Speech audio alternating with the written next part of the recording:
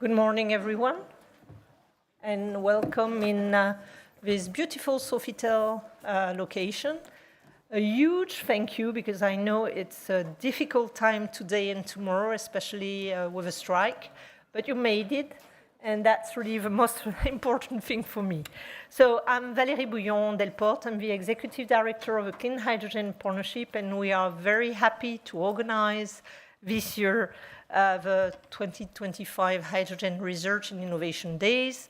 You used to know it under the name Program Review Days, so we changed a little bit the name, but the spirit is the same, and it's the more important.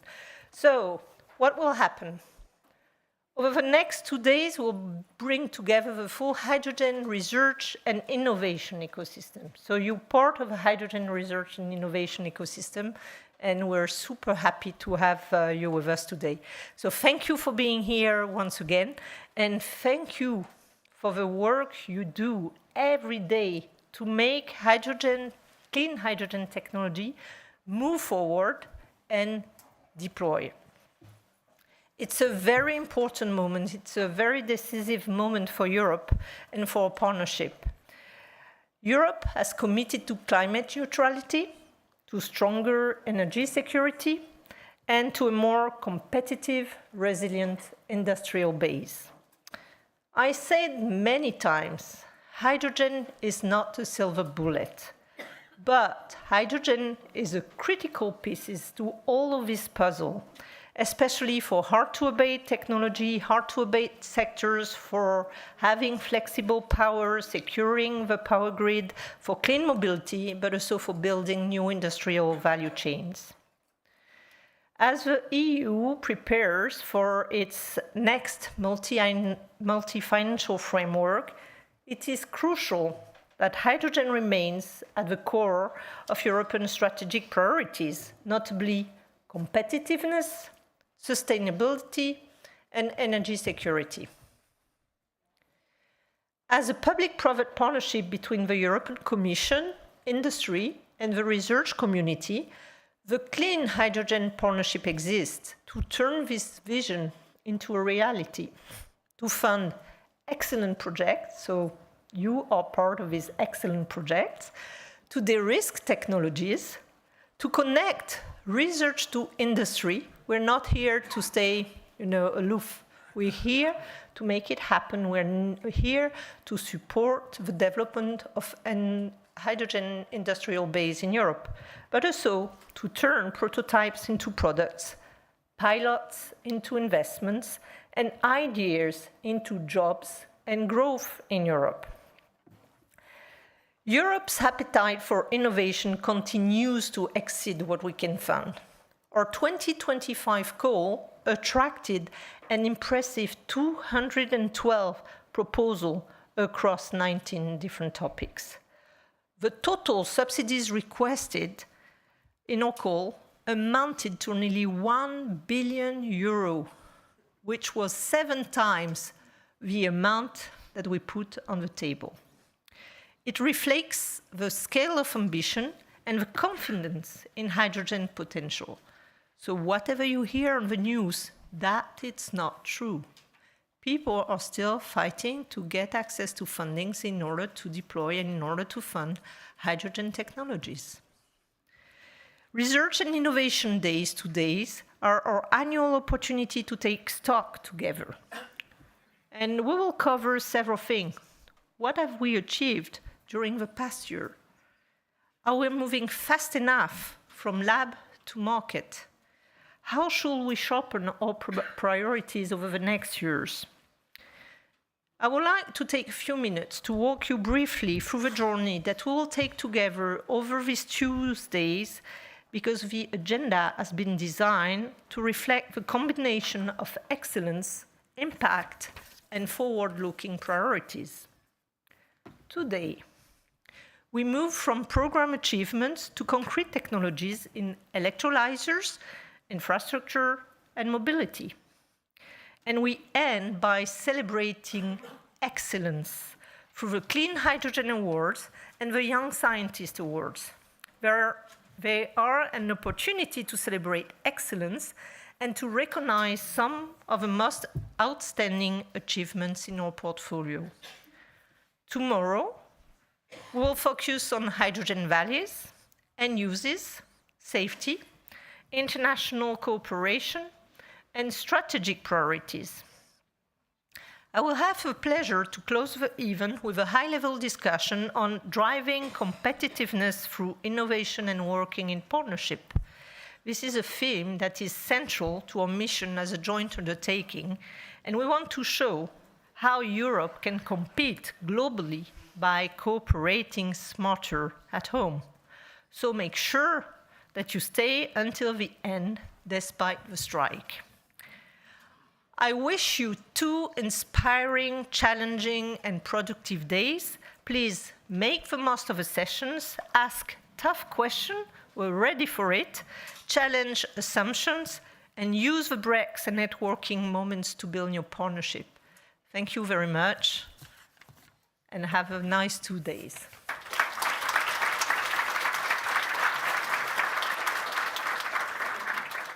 And now it's the time to start with our introductory speeches. I'm happy to call on stage Joanna. Joanna, if you can come. Thank you.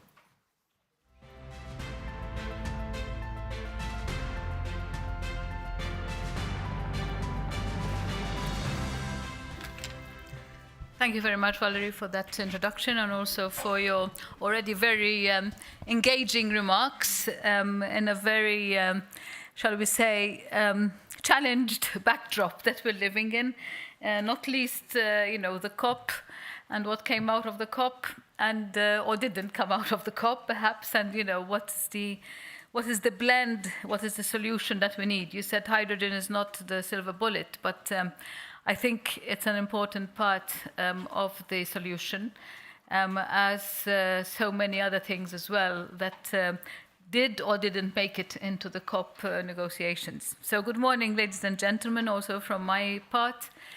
I'm delighted to be here and to be addressing this Hydrogen Research and Innovation Days 2025. Great opportunity, as Valerie said, to take stock today where we stand with research and innovation on hydrogen, and also to discuss, and I would say to chart the way forward with more determination. As you know, the European Commission has been a keen supporter of the development of clean hydrogen technologies for decades. The number is 40. It's 40 years of EU framework programs for research and innovation, and these have firmly positioned the European Union as world leader in hydrogen technologies. So since 1985, supported by EU RNI investments, Europe is a global leader in hydrogen electrolyzer capacity deployment. But we also know that even if we are the leader, the job is far from over. I would say quite the opposite. We really need to step up. Valerie mentioned speed. And I think this has become really a central part of that equation that I referred to earlier. I think there is a need to step up efforts to remain globally competitive on hydrogen technologies. And all the signs for the need for increased efforts are there. And I'll just give an example. The recently published report from the International Energy Agency entitled Global Hydrogen Review 2025 is quite alarming. It shows that the clean hydrogen ecosystem is developing slower than expected. We see that the price of renewable hydrogen has not dropped, and most investment projects are still not bankable.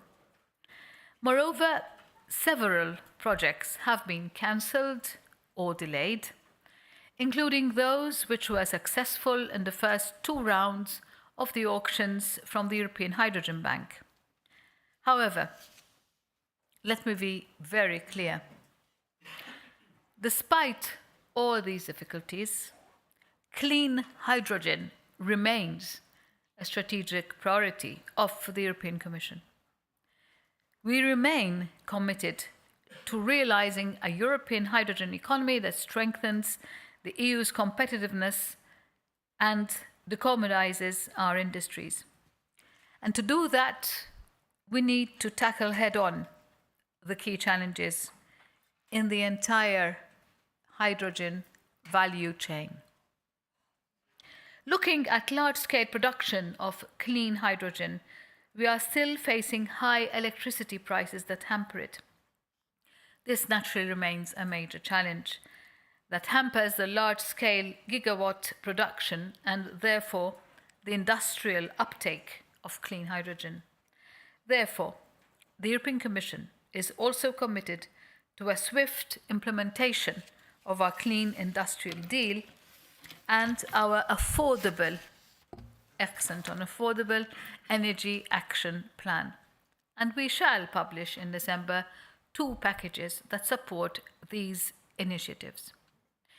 When it comes to transport and storage, we must enhance R&I efforts in hydrogen pipeline networks and large-scale underground storages, which are essential.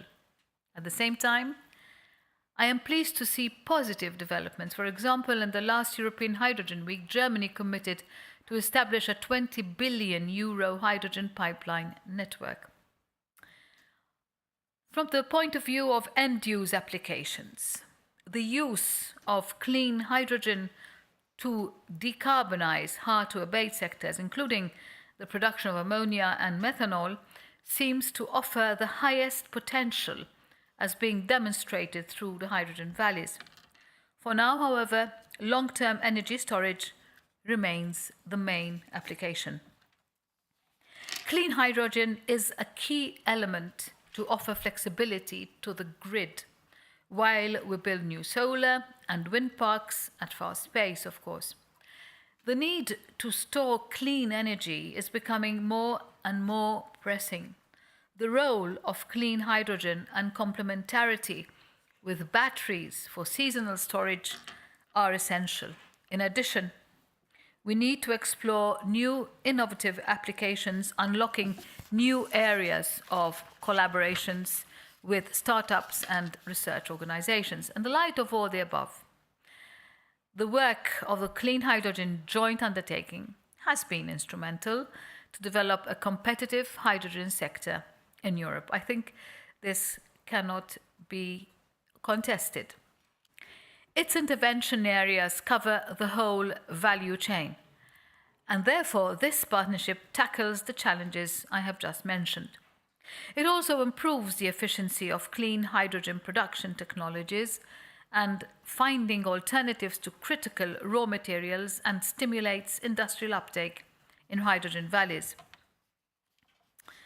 So, looking ahead, what do we see? We see as a big priority to further enhance the cooperation between member states, industry, academia, and the Commission. Only then can we together unlock the potential of our combined R&I investments.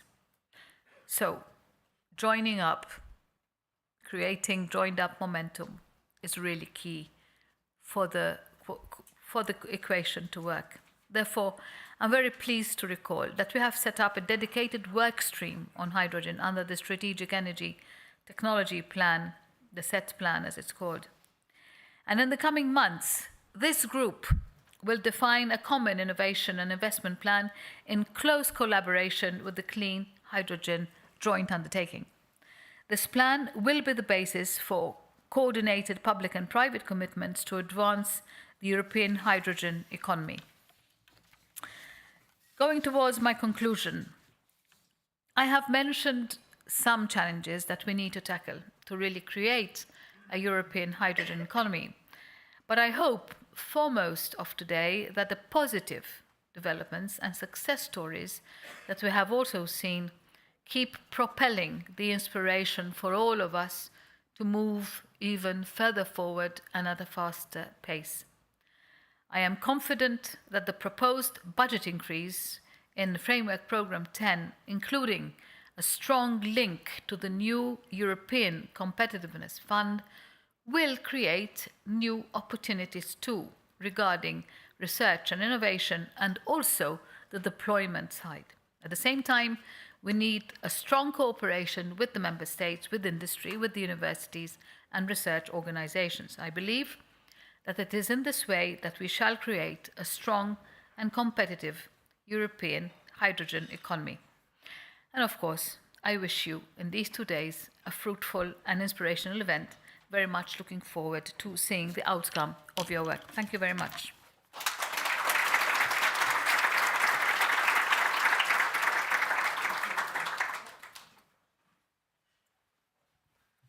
So now it's my pleasure to call on stage Danica Maljković. She's the chair of our governing board and also a member of Hydrogen Europe. Danica?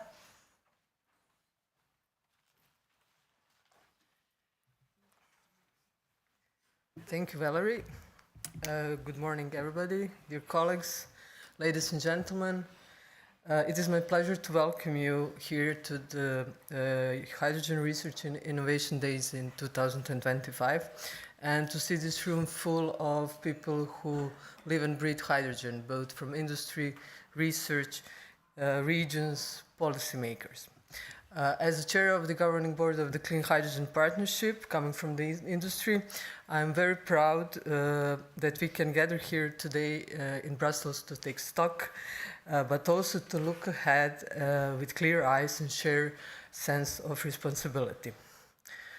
Over the past few years, hydrogen has moved from the vision to policy and from policy to projects on the ground.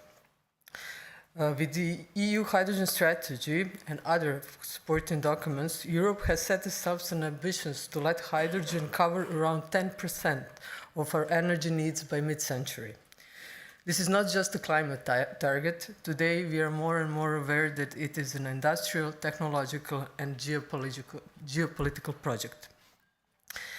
Around this ambition, the EU has built a quite robust framework. The hydrogen and gas decarbonization packages were adopted last year, and this gave us basic rules for future hydrogen networks and market, from unbundling and network access to consumer rights.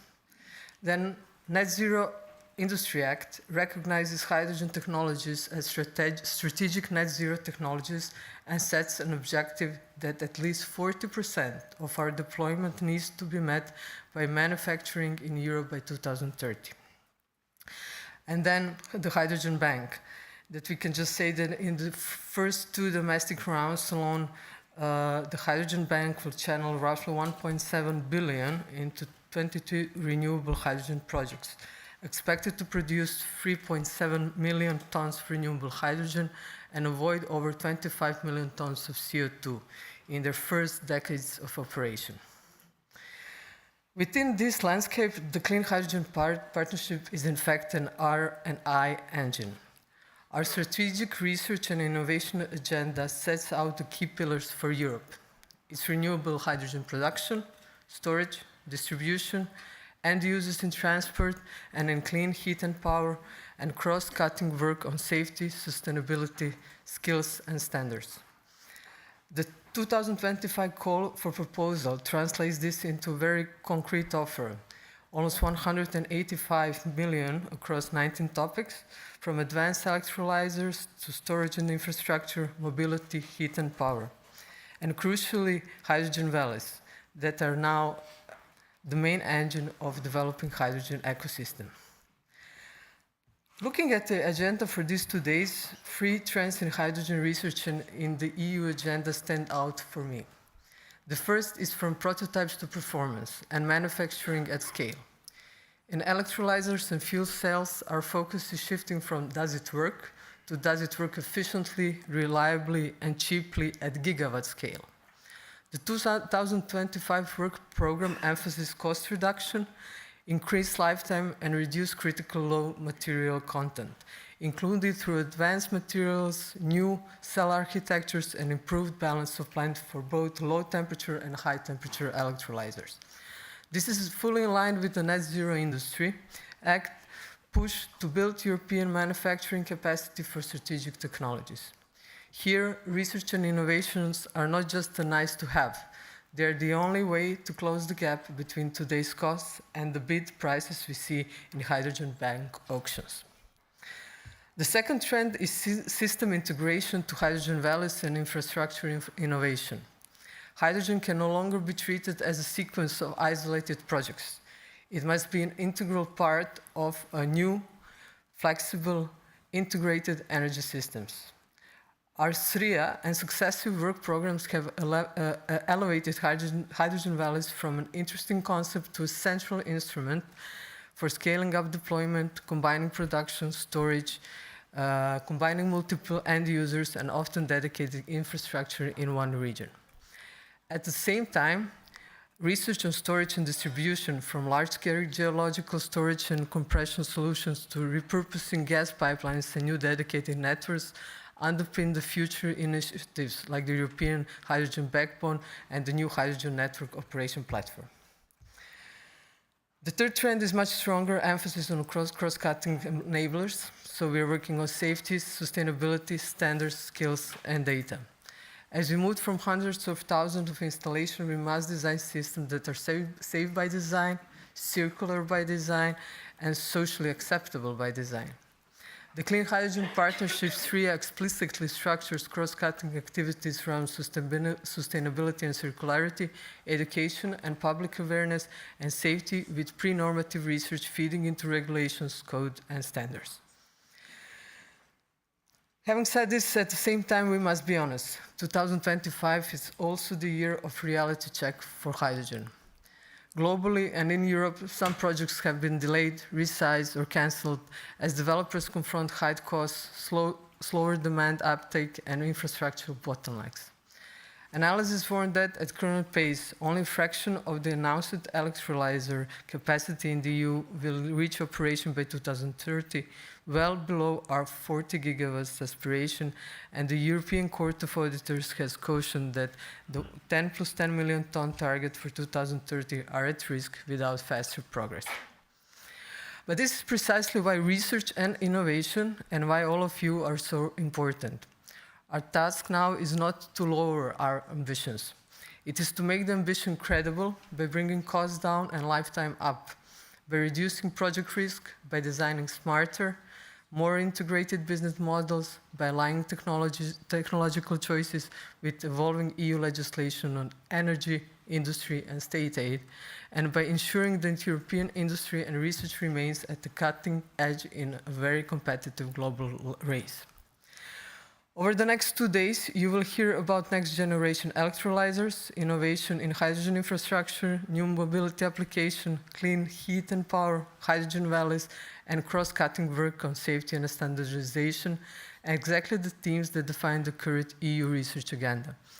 You will also hear right after this session how the Joint Research Center, the Hydrogen Europe and Hydrogen Europe research communities, and the Clean Hydrogen Partnership are working together to provide the evidence-based and technology pathways that policy needs. I would like to invite you to do this. Use these days not only to present results, but to challenge assumptions, including ours as a governing board, and to help us shape the priorities beyond 2027. If we get the research agenda right today, we will make it easier for policymakers to take bold decisions tomorrow, and for investors, regions, and citizens to trust that hydrogen is a durable part of Europe's energy future. Thank you very much, and I wish you all productive and inspiring discussions.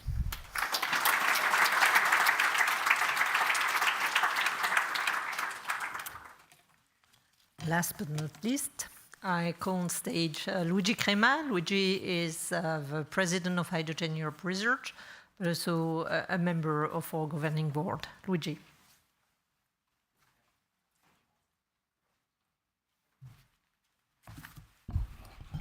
Thank you, Valerie, for inviting me to the stage, and good morning, ladies and gentlemen, colleagues, friends. For me, it's really a great pleasure to be here today for an event that was long-awaited from our community. And it's a very high pleasure to share those, to update each other, to see our success stories of the program that soon we will know in some of the details, even to celebrate some of us in awards and recognition. This will be along the next couple of days in the Hygiene Research and Innovation Days. Today and tomorrow, we gather not simply to share results or showcase technologies, but even to reaffirm something deeper. Research and innovation are the backbone of Europe's hydrogen future. If we want to stay competitive, resilient, and have a sovereignty in the hydrogen ecosystem, this must begin and even continue with the research and innovation. We all agree that Europe will build a hydrogen market. Steps are being taken, policies are advancing, and major investments are now underway across member states. All of us are fully aware of the barriers, of the issues that are still preventing the business to happen widely. We know that some of the projects are in difficulties. We know that some rings of this chain, the value chain of hydrogen, probably are still missing to close the business, to be able to realize a strong market. But of course, this is an epochal change that will require patience, will require collaboration, will require attention even to the smaller details, because the market can be built even closing all the minor barriers that are along the value chain. But yet I want to stress a crucial point, that having a hydrogen market does not automatically mean being competitive. Competitiveness is different from existence. A market can even import technology, and the continent can consume innovation made elsewhere. But the leadership, the European leadership, is something we must design, build, and fund strategically, and we are all together here today to do some steps in this direction.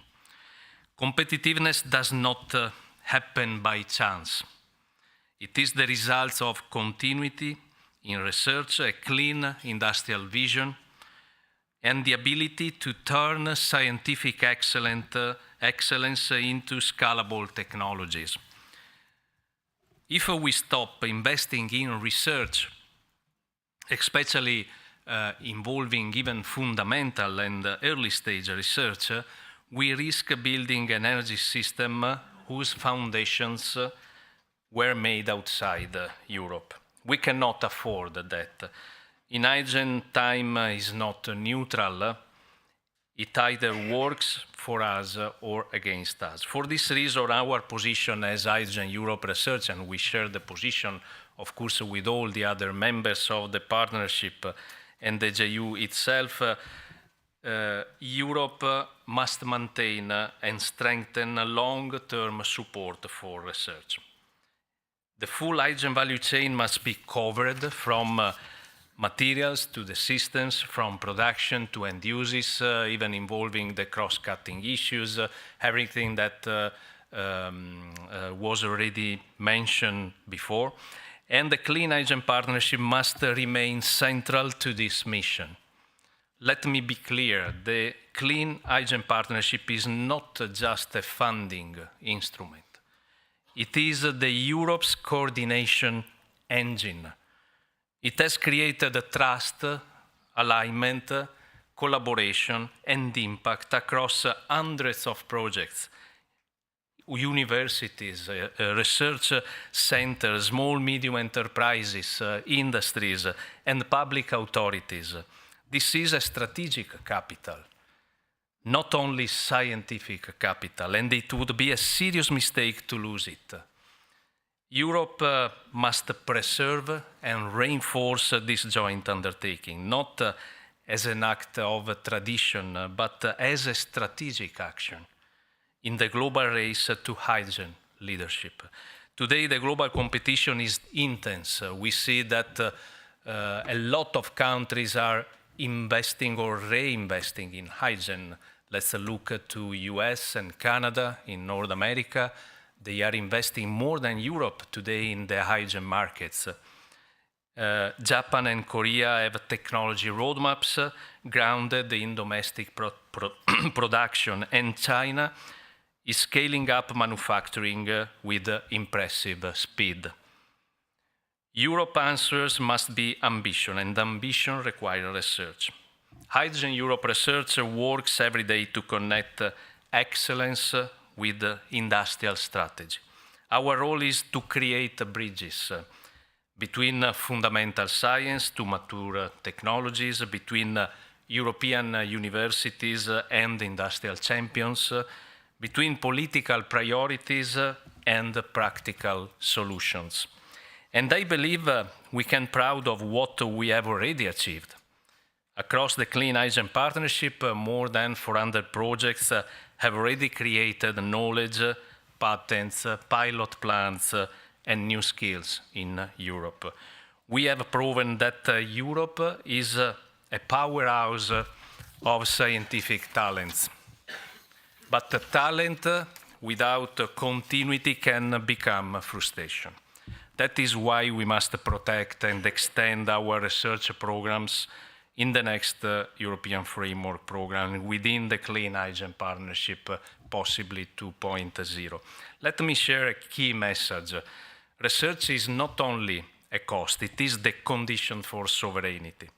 In critical energy technologies like hydrogen, sovereignty depends on knowledge, on standards, on pilot lines, on skills. If we lose our research base, we will lose control of our future markets. This is why research is not optional. It is a strategic asset. Furthermore, we need to ensure that research efforts remain open, collaborative, and pan-European. A fragmented approach will weaken us. National initiatives without interoperability, without alignment, will generate silos instead of synergies. We must work as a European team, a continental ecosystem, where knowledge flows and innovation becomes scalable. Looking ahead, there are three main priorities that I believe must guide our next steps. First is long-term research continuity. We need a stable, multi-annual funding for hydrogen research from fundamental to applied, particularly on materials, on catalysts, on storage solutions, on system integration, and on safety. The second is technology sovereignty and skills. We need coordinated actions on skills, on training, and on standards. The hydrogen economy will not emerge only from engineers, but also technicians, operators, manufacturers, and local stakeholders. Scaling up is also a social task. And third, the Clean Hydrogen Partnership.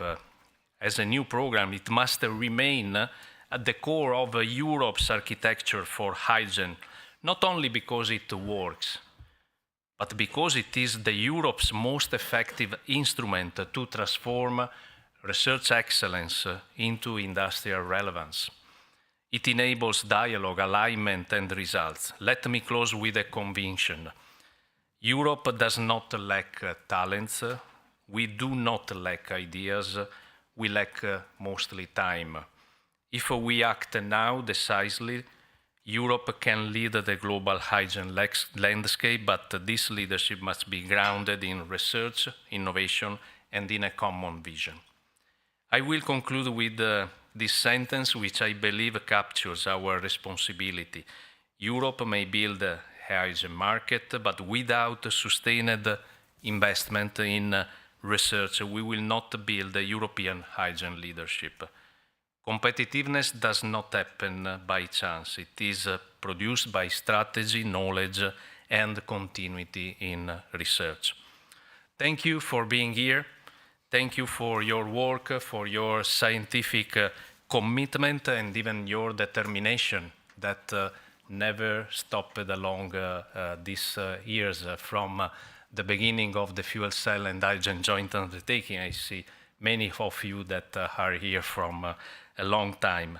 Let's make these 2 days in Brussels not only a conversation, but a step forward towards a European hydrogen future that is competitive, innovative, and resilient. Welcome to the Hydrogen Research and Innovation Days 2025.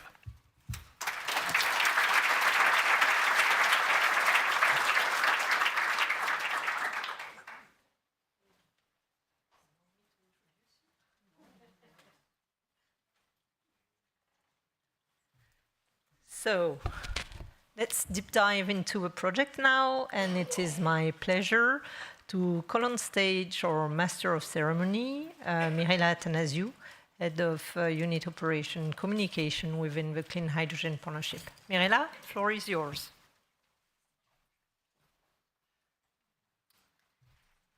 Good morning, and thank you very much, Valerie.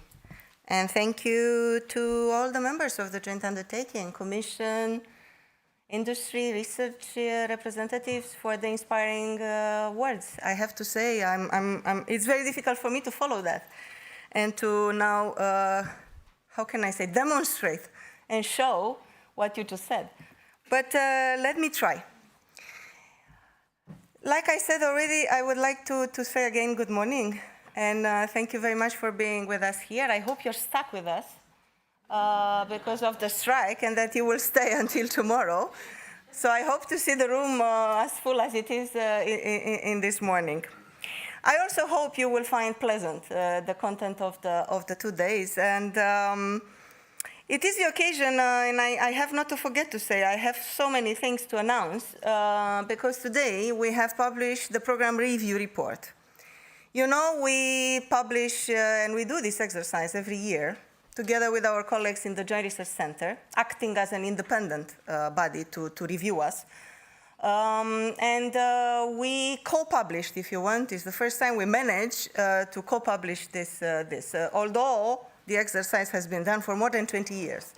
Every year we have published a program review report.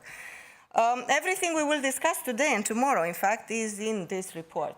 More or less, of course, because we picked also some projects that we'll present to you these 2 days, and also some of our activities along the projects. And you will see through the agenda, by the way, we only publish for 2 days so that you don't get confused. So tomorrow we will have it printed also for the second day. And you will see some of the picked achievements, if you want, from 2025. We do many, many things, and I will try to guide you through that. I also want to take the opportunity with the program review report. You will also find the updated projects fact sheets. So if you would like to see our projects, you go through the annexes, which are in the report, always the ongoing projects through the projects fact sheets. We also published already with the Innovation Forum back in end of September, the success stories.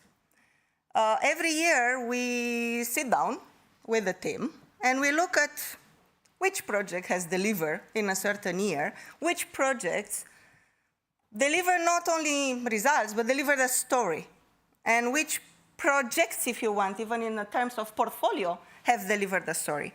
And we also hope to celebrate this evening, together with the best innovation and the innovators and all the other awards, to also celebrate the best success story. So, if I haven't said it enough, do not hesitate to always go on our website. We try to put everything on there. So we have plenty of content. And of course, if you would like to be in a continuous mode informed about that, do not hesitate to subscribe, because in this way you get it live as we publish the different content. Now, I'm also extremely pleased, like Luigi said, that we managed to have this year dedicated 2 days to really go through the achievements of the program.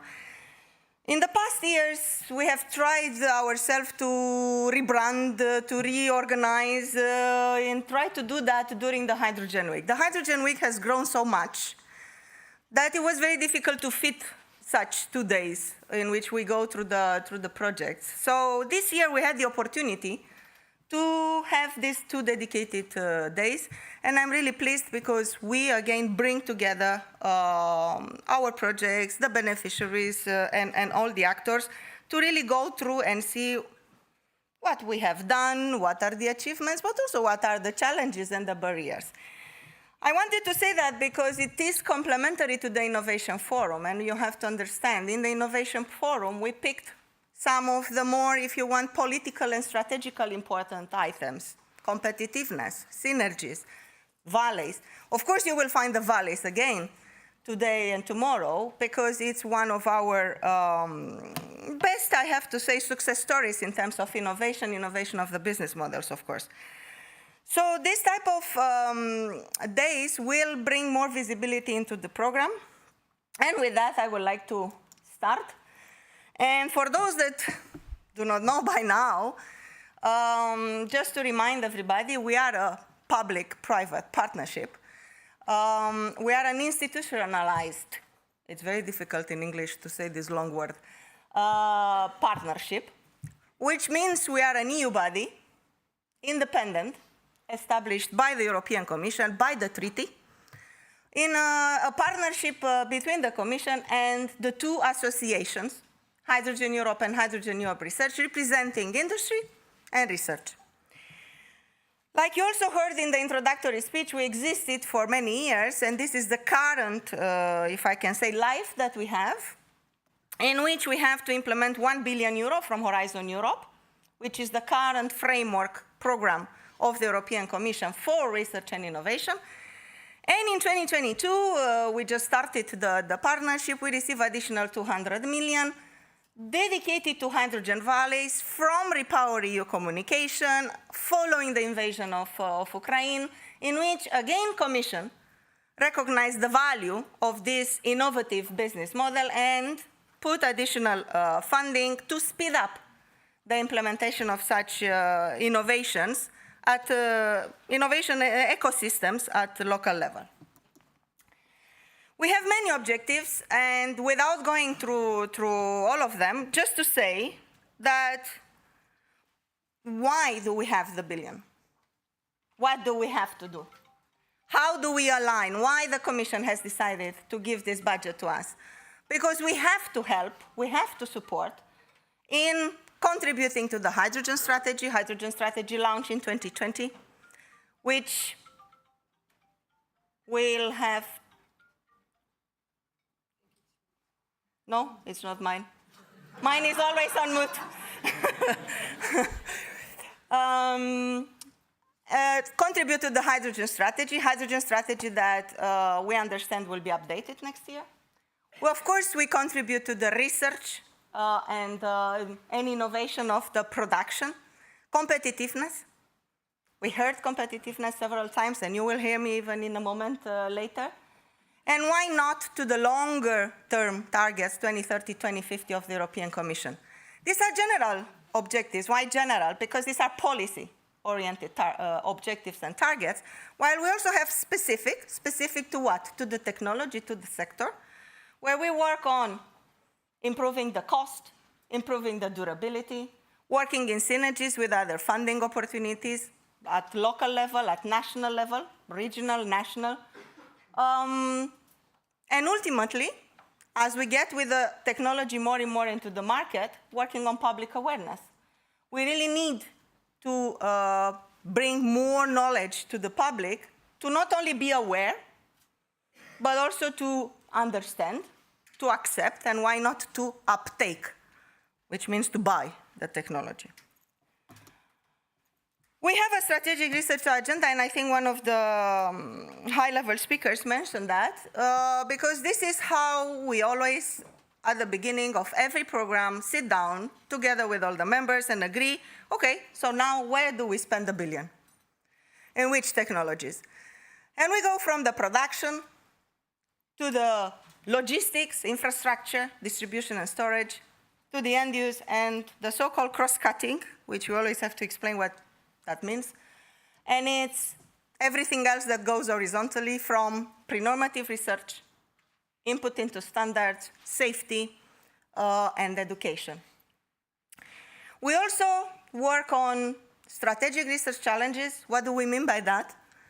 It's anything that goes beyond the program. It's extremely strategic and on a longer term, such as reducing dependence on critical raw materials.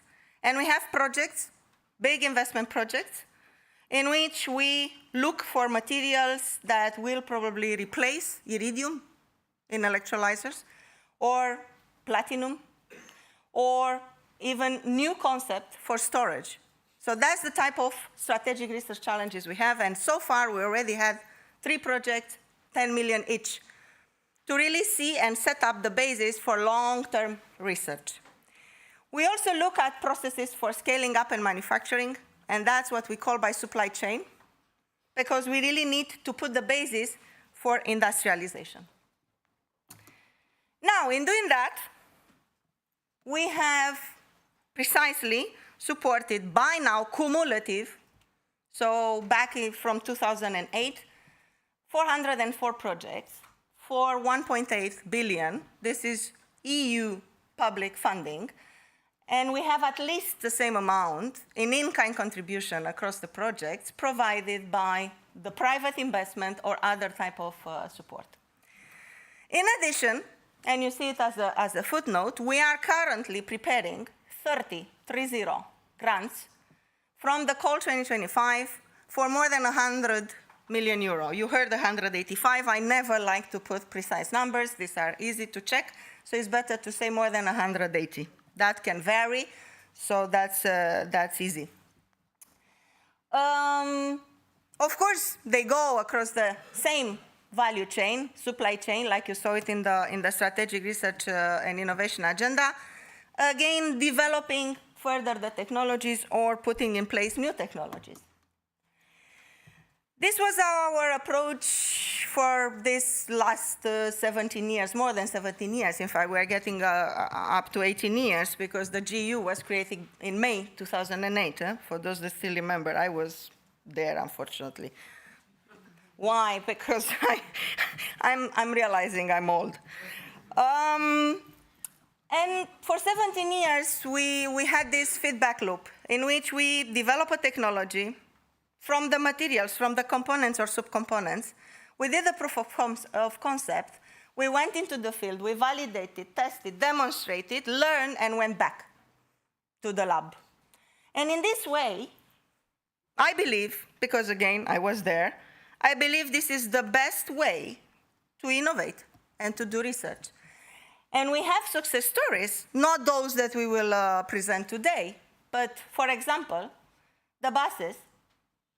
We had 4 generations of products in which we did this feedback loop, and we went from, I remember in 2010, a bus was 1.5 million. And we went from 1.5 with different loops up to, down to 500, 550.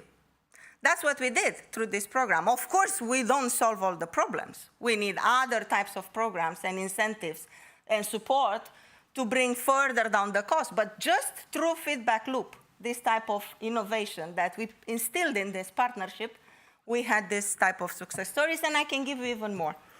In addition, we also have learnings which provide feedback to the policy, as we call it.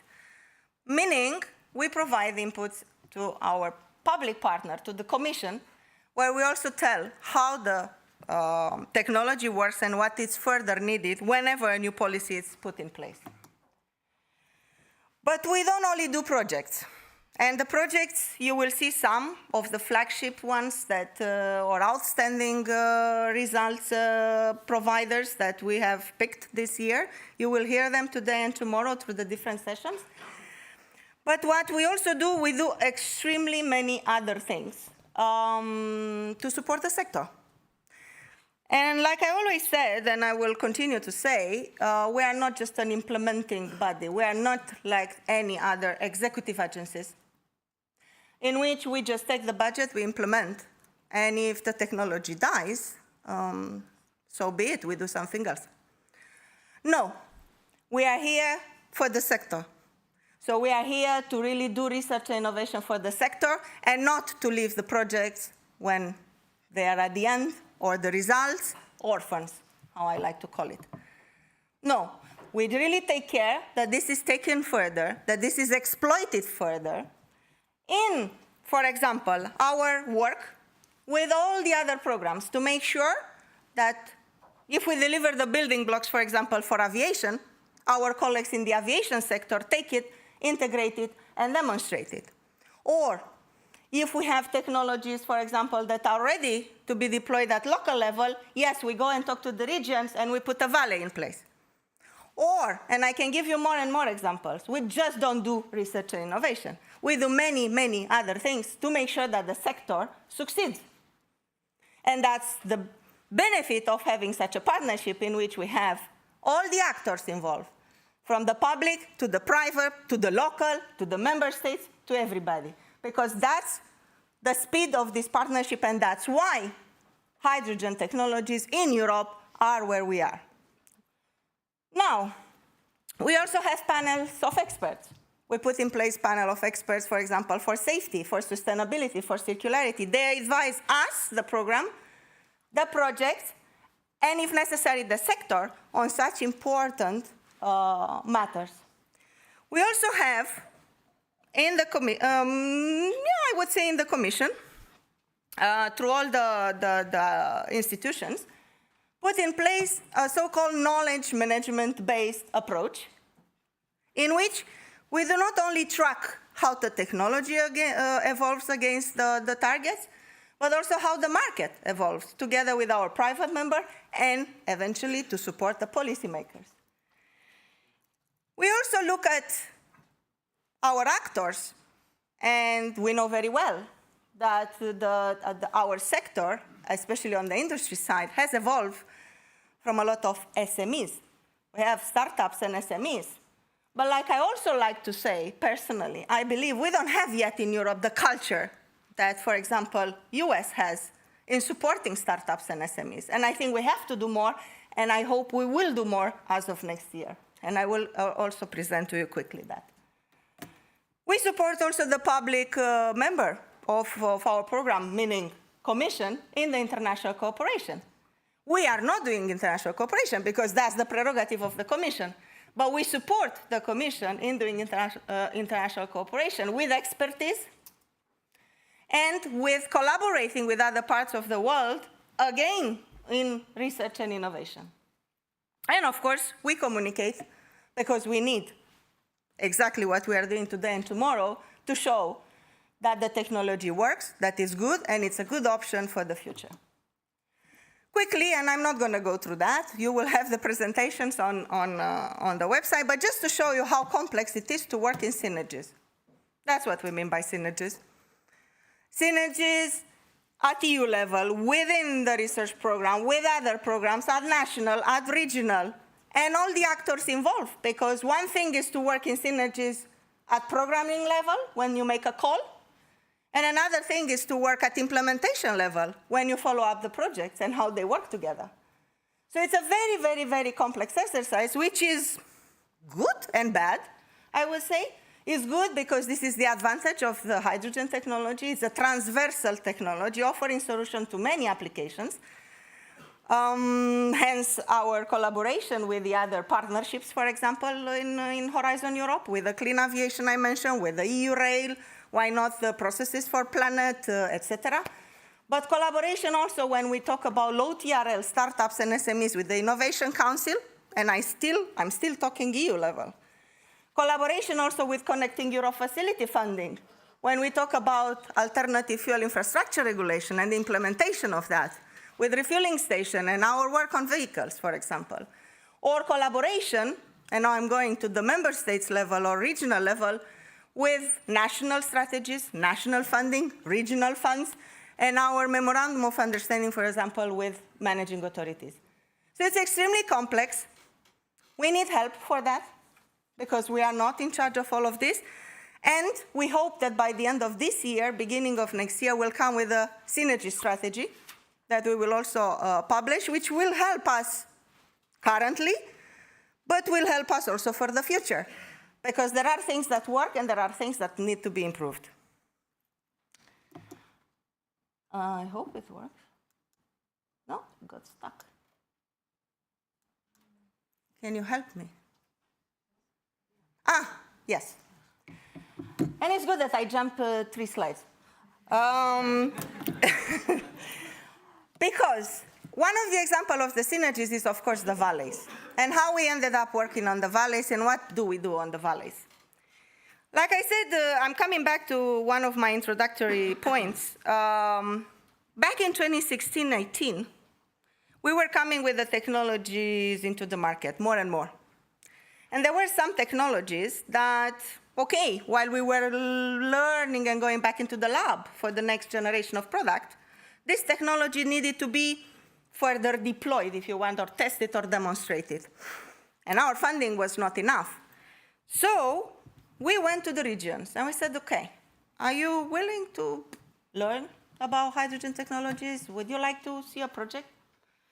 And the regions at that time, in 2016-18, almost 100, we signed 100 MOUs. They were very interested to, yeah, let's look at hydrogen technologies. Some of them with a project on hydrogen ready, just needed funding to do it, to demonstrate it. Some of them really knowing very little and wanted to learn more. So what we did back in 2018, we split the work in 3 streams. 1, funding through the grants, the valleys. And as of 2019, we put in place the first valley, the one in the northern Netherlands, Heaven. And you'll learn more tomorrow. The second stream is in fact, the first one there on the right. It's project development assistance, because there were valleys, regions, I will say regions rather than valleys, regional authorities who had ideas, but they didn't know, shall that fit into my region? What shall I do? So we paid consultants, that's project development assistance, to sit down with the regional authority and bring idea into a project, how we like to call it, project development assistance, PDA. And the final one was to establish ourselves as an innovative pool, I would say, of projects in the world, and to also share with the others, in particular under the mission innovation, to share with the others what does it mean a hydrogen valley, and to try to map them worldwide. In doing that, just a few numbers on the right, we did 2 PDAs, 2 project development assistance consultancy jobs, in which we supported 25 regions. And then we supported through the calls 21 valleys so far. And out of the 30 that I mentioned at the beginning, this year we are signing, hopefully, we will sign 7 more additional valleys. And worldwide, we have managed to put on the map more than 100 valleys, most of them in Europe. However, still was not easy. It was still not necessarily working well. We also saw the applications to our calls. There were more and more. And like you see there, 7 projects this year. But you know how many applications? More than 30. So again, with the same concept in mind, what do we do with these people? What do we do with these projects? Because we have to manage expectations. We cannot afford to let them die. They need to mature. So with this in mind, already 2-3 years ago, we came with the idea of a hydrogen valley facility, which will run in parallel with the grants, the 21+7, will provide project development assistance to go through the pre-feasibility, feasibility stage with a roadmap to the final investment decision, making the projects, I will not say bankable, fundable. I like to use that word. To come to us to get the funding and being more successful, or to other sources. We heard about the bank, we heard about the innovation fund, There are other programs, even at national or regional level. And finally, to also ensure this possibility for investment, we also signed additional 10 MOUs, MOCs, Memorandum of Cooperations, with managing authorities. So we went back to the regions. You remember the 100 back in 2018? We went back to them and we said, okay, let's see with whom in the region we should talk. Because when we signed the 100, there were regions willing to learn, but not necessarily the people who had money to invest. So we said, okay, probably we are not talking to the right people in the region. Let's look at those that manage funds, the so-called managing authorities. Let's go and talk to them, and let's see who's willing to invest, not only to learn about hydrogen, but also to invest into hydrogen so that we can leverage more funds. It's a very complex work we are doing there, and by the way, we work with 2 people of my team. This is the project development assistance that I just mentioned, coming from the Valley, which is running. The first call for application was closed in end of September. We received 36 applications there, and we are currently providing 15, 9 plus 6 applications, consultancy, to go through the PDA Light, as you can imagine, is pre-feasibility, and PDA Plus is feasibility stage. The only point I have to mention here, and I'm going to do it because I'm sad, and I'm trying to find a solution also to that, is the Central Eastern Europe. It's a blind spot which we need to fill. If you look at the valleys, if you look at PDA and everywhere, that's a blind spot which we need to fill. And hopefully, as of next year, and hopefully with the support of our colleagues in the European Commission, we will also try to put that, to solve that. When we talk globally, and I mentioned, we have reached for the first time more than 100 valleys on the platform, worldwide. And we have right now 101, and more than 70, that's the status of today, more than 70 they are in Europe. So it shows again, and now I'm coming to another angle of my speech, to the leadership of Europe. Through everything we do, we believe we keep the leadership of Europe. And here I'm coming to the competitiveness. Because if we want to keep Europe leader, we really need to do more on research and innovation. We've done enough, but we also need to do more, like Luigi also mentioned. And I will mention not only the projects, but also one of the studies there that we did in the middle, which was an update of the study back in 2017. Study that we provided to the European Commission, showing there is industry, there is research, there is knowledge in Europe to convince the Commission that this is a strategic technology for Europe to invest and to put in place the strategy in 2020, the alliance, and all the other actions that were put in place. We updated it in 2023, published in 2024, and right now we are working on the competitive dimension and the role of innovation. We hear, for example, from starting with Draghi and with many other analyses lately, how important is that Europe stays competitive, not only on hydrogen, in everything. What we want to understand, and that's our ongoing work that we do with our colleagues in ERM, we would like to understand what is the role of innovation. Do we want to keep Europe competitive? What does it mean? Does it mean the same for all of us? For some means leadership, for some means cheap products, for some mean... So it's a combination of technology, growth, and resilience. And we really need to see what is the role of technology, what is the role of innovation, and what we need to do for the next 7 to 10 years, because we also heard from Luigi, and I'm going to say it also, the Chinese are catching up. So this is what we have to understand, and we see where the focus should be in the next multi-financial framework. In addition, we do many other fact-based studies, and you will hear from one on the water, preliminary results this morning, I believe, today. We are also working, and we worked with our private member, with Hydrogen Europe, and with the Ukrainian Association to see what is the potential to work with neighboring countries, in particular that area. And we hope to publish the report soon.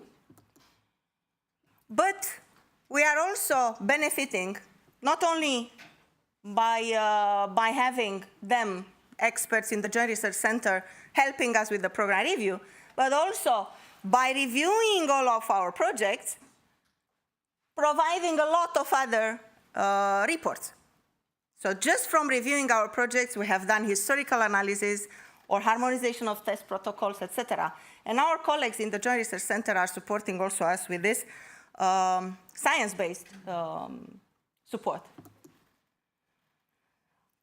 I mentioned the two safety panels, and I hope also that today and tomorrow you will be here to listen to them, to see exactly what is the work that our experts, about 15 experts in each panel, are supporting us, and we are producing, of course, reports. I'm trying to speed up. From the sustainability and circularity, we are starting to learn the necessary indicators, in particular the social ones, that need to be integrated, because we talk about public, ultimately, that will use the technologies, and how we should implement them at the level of the project.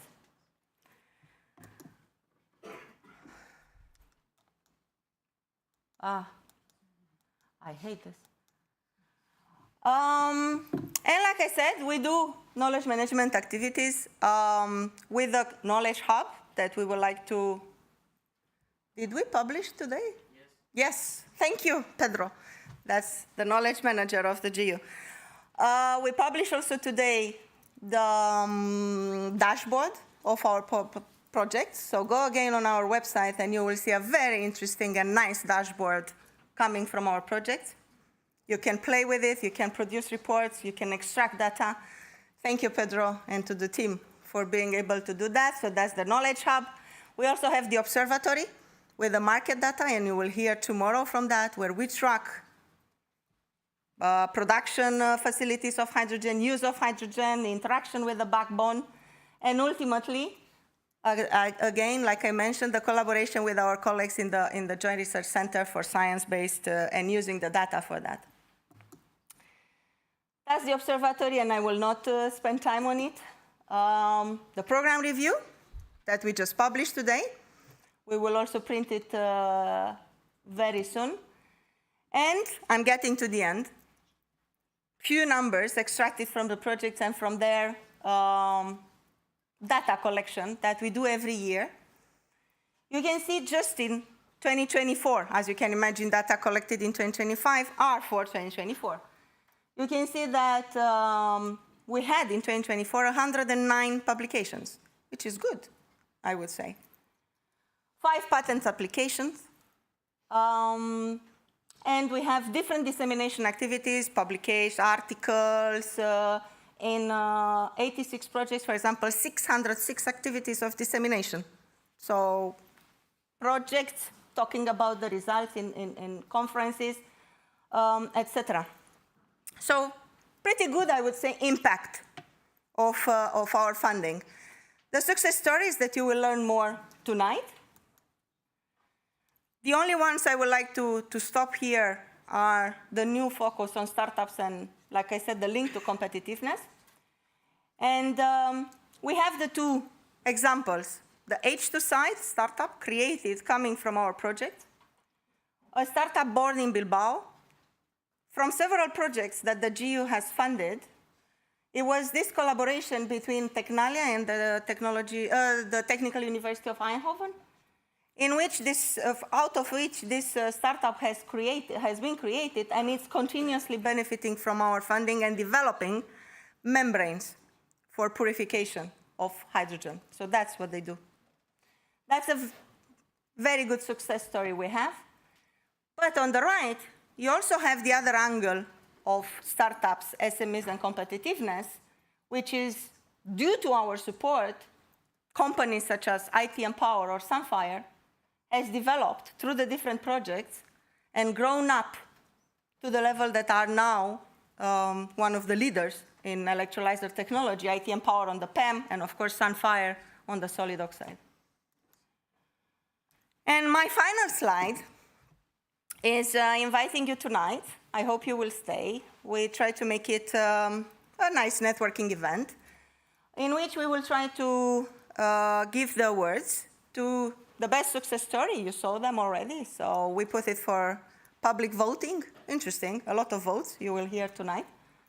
The best innovation, the way we extract that, we go by the innovation radar.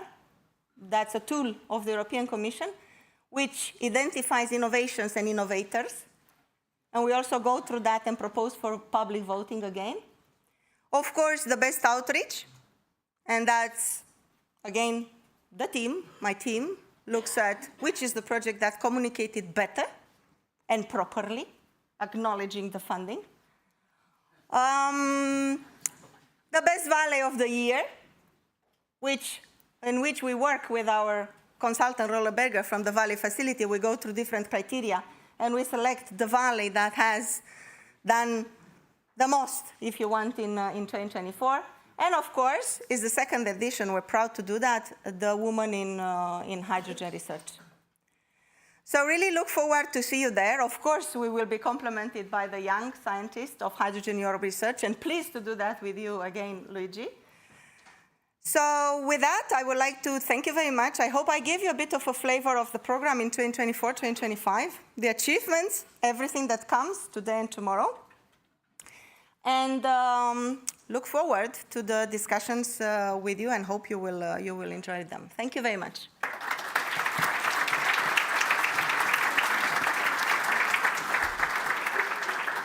Now, you will see me a lot as a master of ceremony today and tomorrow, and I would like now to move into the first presentation, and it's my pleasure to give the floor to Darina Blagoeva. She's a scientific officer in the Joint Research Center in Petten, and Darina will present to you how we work together. I mentioned Joint Research Center several times, and to complement somehow, and thank you very much, Darina, for supporting us over the years. Really a pleasure. Thank you.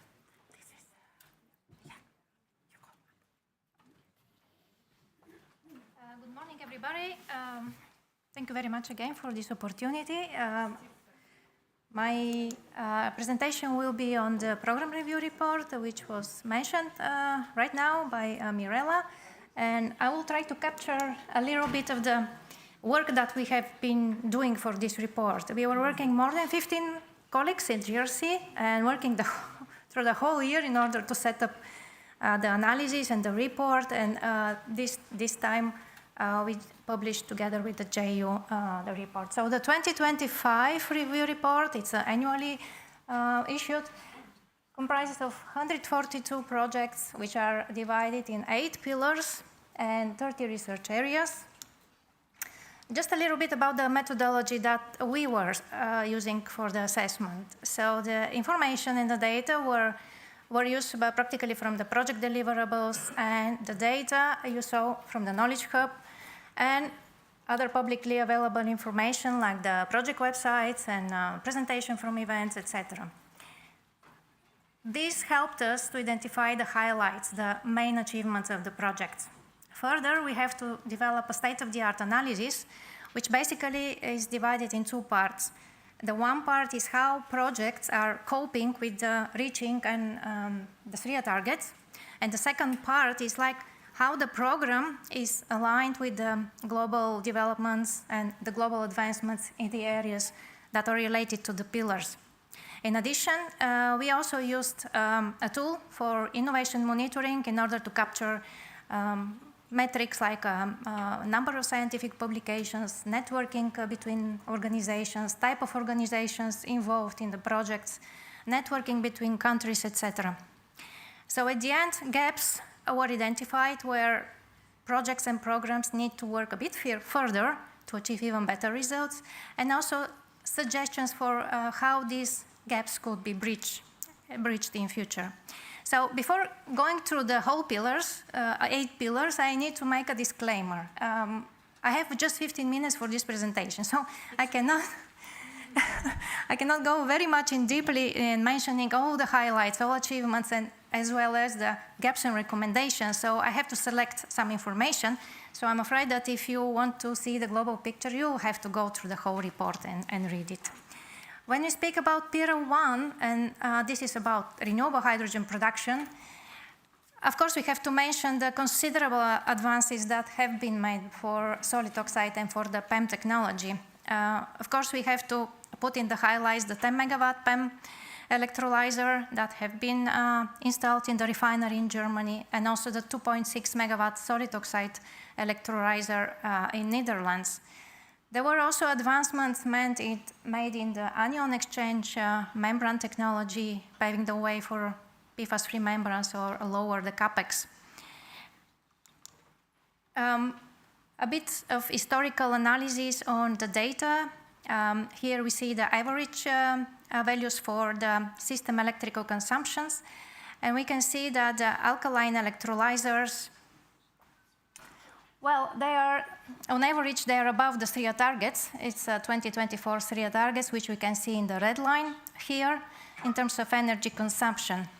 While this is on the left, on the right, we see the PEM, and also for anion exchange and for the solid oxide technologies, they have predominantly met or nearly met the SRIA targets. By the way, the blue clouds are a bunch of confidential data. These are density clouds, so they are representing the dispersion of the confidential data, which we could not show here. The important thing to see here is that for all 4 technologies, we see like a downward trend in reducing the consumption, which is a very good message. And here, the most improvements are actually seen for the anion exchange electrolyzers. So if we have to go to main recommendation for this pillar is the standardization in testing protocols. There are EU harmonized testing protocols that GRC has prepared under the umbrella of the joint undertaking together with a huge working group of experts.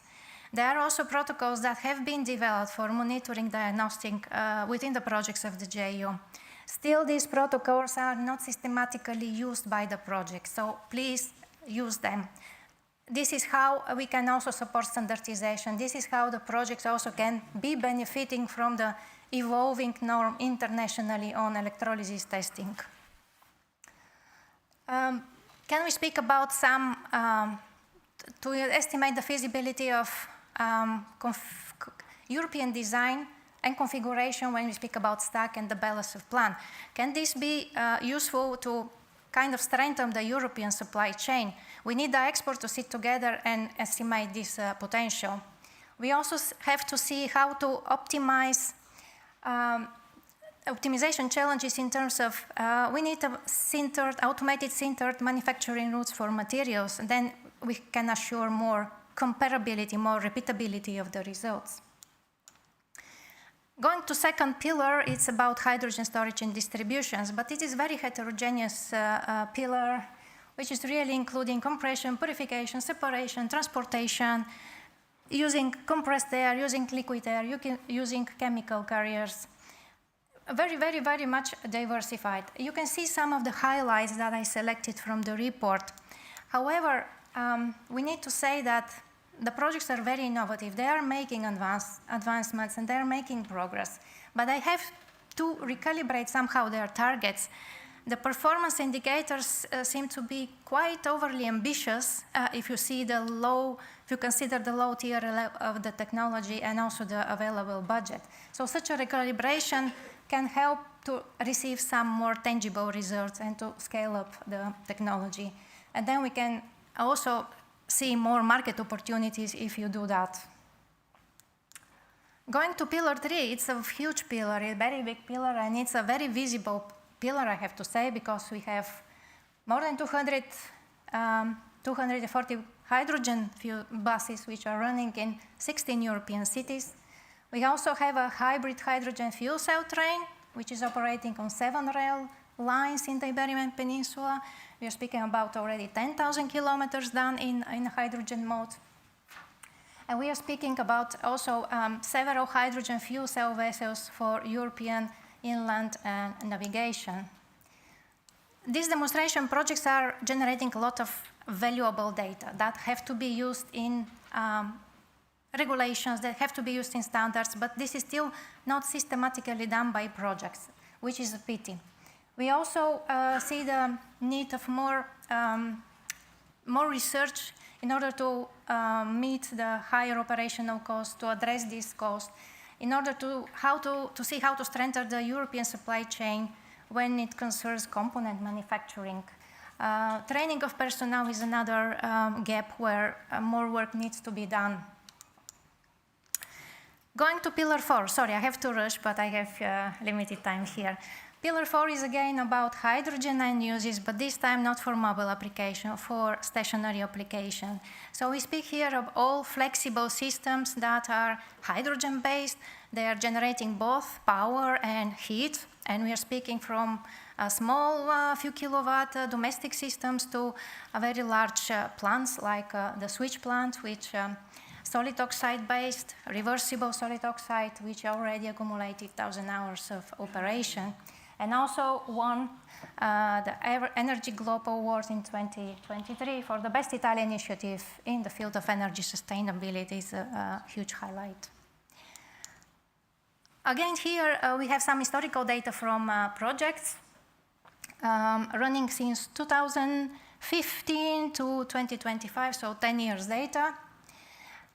Here what we can see is that the mid-size PEM fuel cells, the electrical efficiency is exceeding the 2024 real targets. It's a very good message. And for the solid oxide mid-size technology, the electrical efficiency since 2020, all projects, they have exceeded the target. About gaps and recommendation for this pillar. We see many projects that they are struggling to deliver enough operational data. They have approached a lot of issues and challenges which prevented them of achieving this data. We see that the need that this kind of better and more efficient use of the generated knowledge should be done. The projects need to share with the others their knowledge, their lessons learned, what went wrong and why did it go wrong and what could have been done to prevent this or to mitigate lessen the risk. This is extremely important and it's not systematically done by projects. Several projects have developed good lessons learned, deliverables, very much into the details, and people can learn from that. Ongoing projects and future projects can learn from that. But this needs to be systematically done and like being demanded from projects to prepare such lessons learned and best practices deliverable. We have to also estimate whether it's more advantageous to develop further the already developed system, test further the already developed system instead of starting from scratch and building new system and again running into the same details and to the same problems of commissioning the system and getting them run. So accumulation of more operational data will be very helpful for this pillar in particular. We also can investigate the possibility to create hybrid or even three-generation system in order to be more efficient, cost-effective, to be more sustainable, and to increase the energy resilience. Getting to Pillar 5, which is a cross-cutting and really a lot of big issues like standards, like pre-normative research, like education, public awareness, sustainability. All these are essential for the mass market uptake. And if we have to mention some highlights are, yes, educational material have been developed, it has been disseminated, which is very good because it's increasing the public awareness. There is a lot of inter-project collaboration. There is also participation in various standardization bodies. Last but not least is the first development of the first hydrogen-specific life cycle sustainability assessment and eco-design guidelines. However, if we have to speak about gaps and recommendation, the main message here is that still the transition from project outcomes to the regulation and to the standardization is very much underdeveloped. So more work is needed in this area. Hydrogen valleys, there was just a lot of talk from Mirela about them. Yes, they are advancing. They are being deployed in Europe. They use a variety of approaches and technologies inside, but they are still remaining at a very early stage because they hold a strong potential to deliver their objectives in future, but they have to be helped. So there are challenges like integration with the larger off-takers or the delay of the hydrogen backbone infrastructure, which should have been connected to the valleys, is an enormous challenge for them. They are also facing different technical and permitting issues. So there is a need maybe of development of new tools that will help the hydrogen valley to navigate through this landscape of funding, of regulations, of permitting frameworks. And there is also a need of harmonizing the different requirements in order to avoid duplications and to increase the efficiency. More research is also needed to integrate the hydrogen valleys with the existing energy system. Grid interconnection, the system flexibilities are just other challenges that the hydrogen valleys will need to resolve. Pillar 7, this is also quite big, overarching pillar. This year we have just one project in this pillar, but actually supply chain issues have been looked into more than 20 projects across the years and across different pillars. So it's nothing new under the sun. So why the pillar 7 is different is we are looking to increase the competitiveness here, reduce the costs, bring it to the market, but not at all costs, in a sustainable way. So here we are speaking really about a sustainable competitiveness. And the AMS project, which is this year in the program review report, has done already some progress during its initial years. What we think that it will be quite useful here in general is a forward-looking approach to see which are the vulnerabilities, but this can be strengthened by a retrospective analysis of the past projects and the lessons learned, like I already mentioned. Pillar 8, already mentioned by Mirela, it's a very overarching pillar, for example, how to reduce our CRM dependence, but the projects here are dealing with a low TRL knowledge, a scientific knowledge that in general cannot be covered, or the normal 3 years projects they are struggling to cover. So we have 3 projects here, and there are still gaps that needs to be bridged. Like there is no really systematic way how to quantify critical raw materials across the whole hydrogen value chain. We also need to harmonize the CRM targets within the hydrogen value chain. Monitor the PFAS emission is another challenge. Where more research is needed and maybe should be done is to develop a reuse and recycle roadmap for hydrogen technologies, as well as ensure eco-design standards for fuel cells and hydrogen technologies, which is mandating dismantleability of the technologies. Here is just we try to summarize which are the main bottlenecks, which are the main challenges and problems the projects are facing. And we see a lot of technical constraints. Of course, this is about the novelty, the complexity of the projects. So this one is not surprising. The second and the third one are lack of standardization or insufficient standardization and regulatory framework. Then supply chain issues like a long delivery time and scarce supply of raw materials and components, and limited number of suppliers are reported also by quite many projects, which means that more vigorous risk assessment is needed here. Important partner levels of the project is also another thing that can be envisaged in a risk assessment, and quite many projects have suffered from this one. So my last slide is nothing new, that I already mentioned these things. We need more collaboration between projects. We need the projects are sharing their data. It can be done through deliverables, lessons from deliverables. It can be done by organizing a meeting between OEMs and different stakeholders and supply chain experts, for example, in order to see what measures can be taken so the projects can be helped in future in order to avoid unnecessary delays. So this is where it comes, the comprehensive risk assessment, a very rigorous one in the beginning of the project and also during the project management of the risk. Use of the protocols is another very important point. People need to start to use them so we can really compare different systems, the performance of different systems. Otherwise, it's impossible.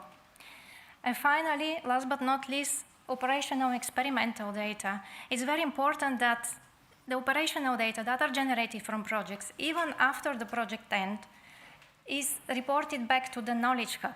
So it's better utilization of this data from future projects will be highly beneficial and for the program as a whole. So these were my slides. Thank you very much for your patience.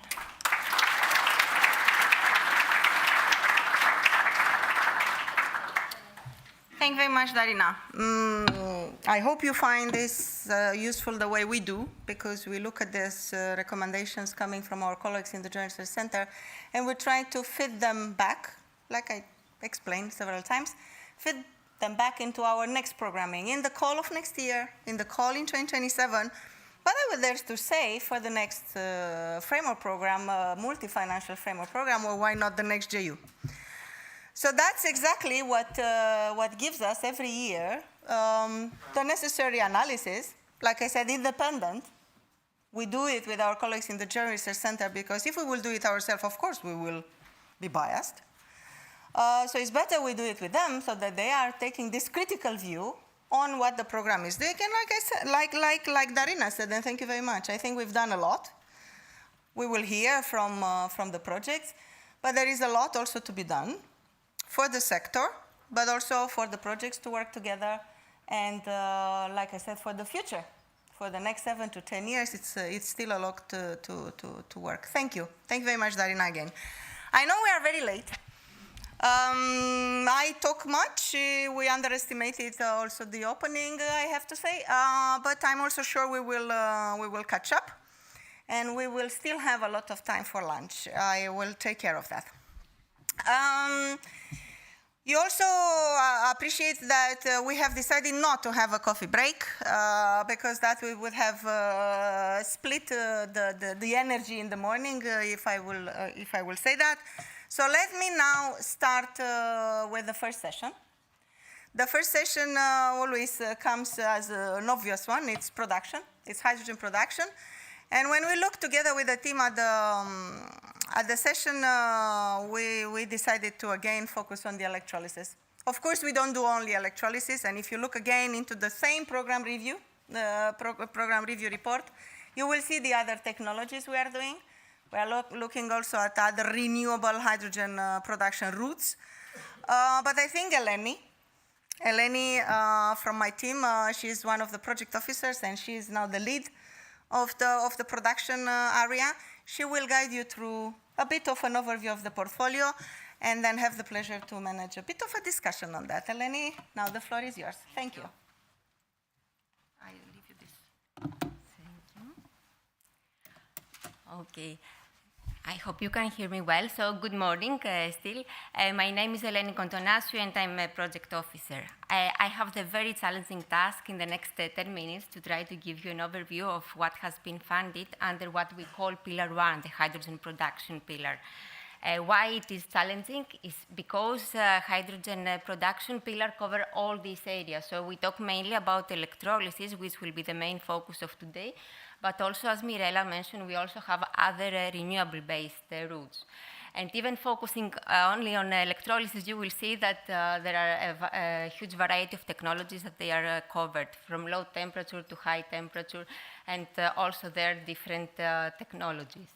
On the graph on the left side, you can see the funding in each of these area. With the gray, you can see how the 330 million euros from the DAY1 funding is allocated to the different sector. And what it is worth mentioning is also focusing on the gray area of the graph, which is other fund sources, showing that this pillar is also attracting a lot of private investment or other public investment apart from the DAY1 funding. Looking a bit more closely to the different type of technologies in the pie, in the chart, in green, with the green areas, you can see the low temperature technologies. And as you can see, this covers 50% of the hydrogen production DAY1 funding. 25% goes to high temperature technologies, either solid oxide or PCC, proton conducting ceramic cell. And if you ask about the remaining 25%, it either covers both technologies. For example, when we talk about diagnostic tools, that they are relevant both for high temperature and low temperature, and of course, don't forget the other routes. And in the graph, you can see the funding per year, and you can see how significantly the funding has been increased in this pillar with the latest Horizon Europe calls.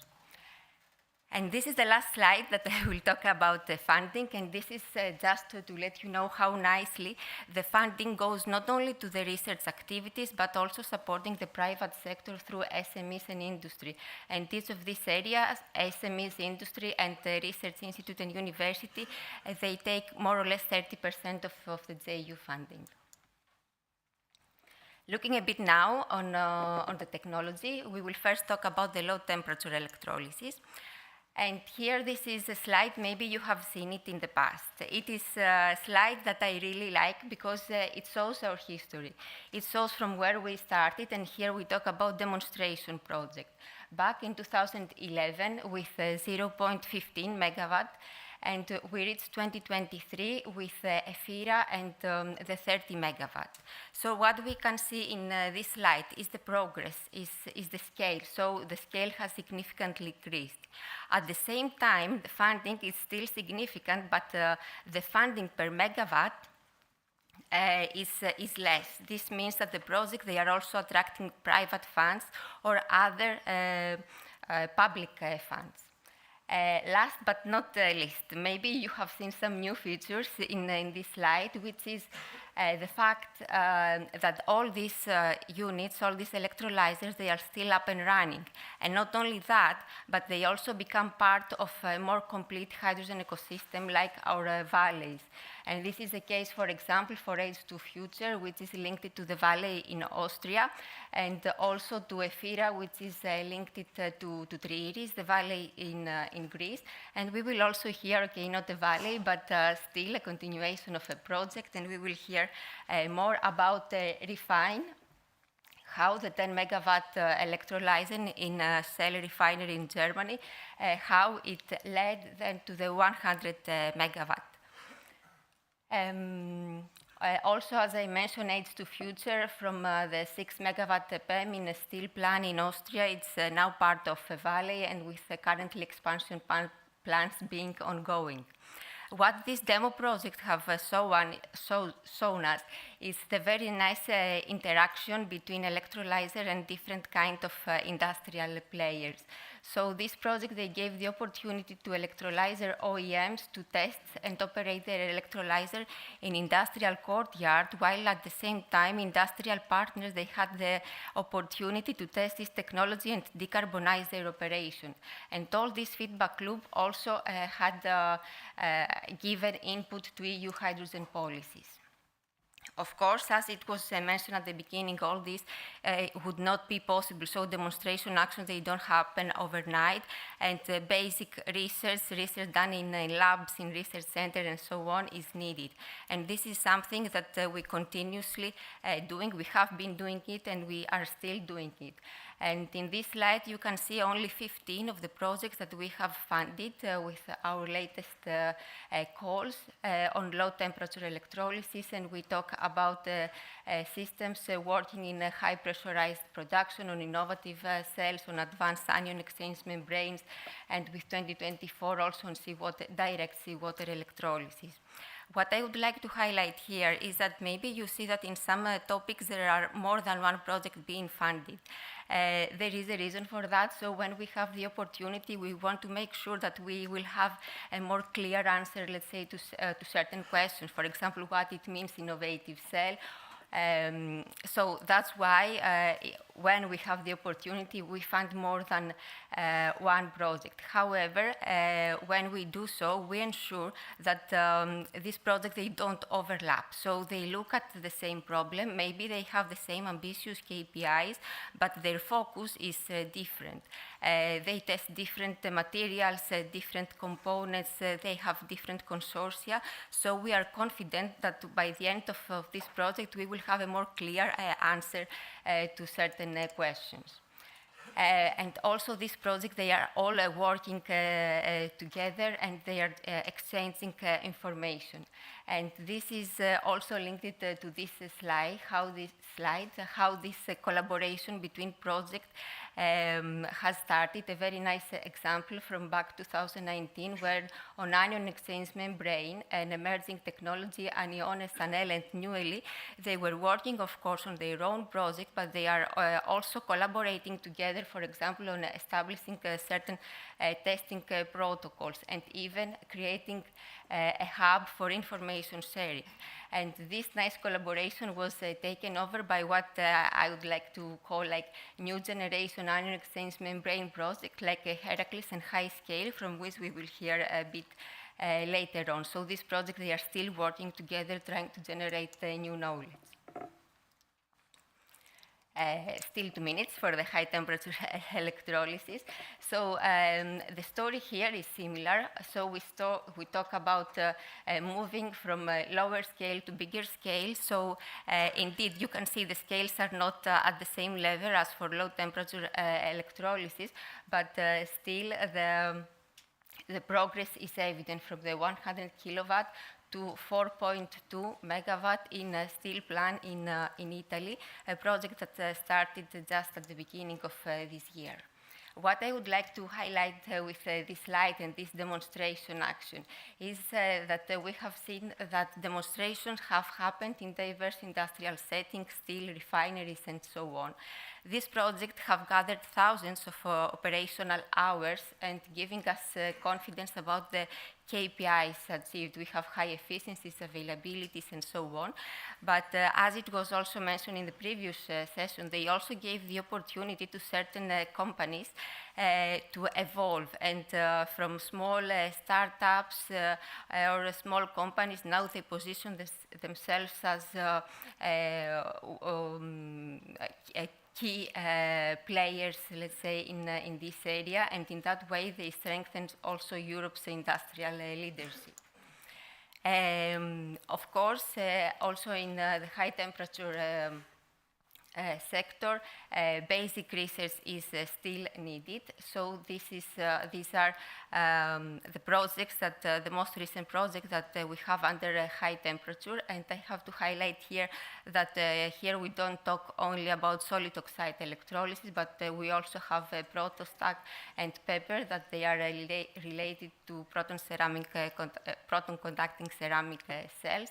And in this high temperature area, we talk about pressurized stack, we talk about hydrogen production in intermediate temperature, but also don't forget that the scaling up is an issue. So we have Outfox focusing on creating cells of a larger area, and also we have Pilot SOL focusing on manufacturing.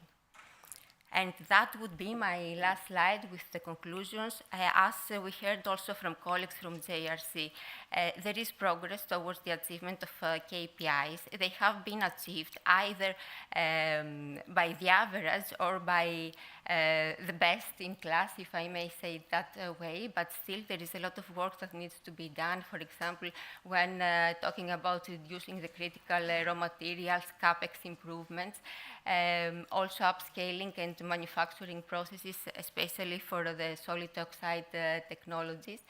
And we have also emerging technologies that, as it was mentioned before, they have started showing promising results, but still further support is needed. While let's always don't forget about the cross-cutting enablers, which are relevant for all technologies. So we need to have a robust data sharing, and also specific attention has to be given to circularity, sustainability, and safety, so that we can go more ambitious and move to successful projects to large-scale deployment. And that was it from my side.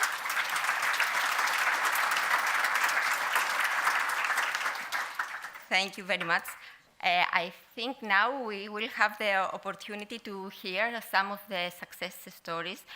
We have 4 presentations, each of them representing one of the different technologies: anion exchange membrane, solid oxide, PEM, and which one I forgot, and the alkaline.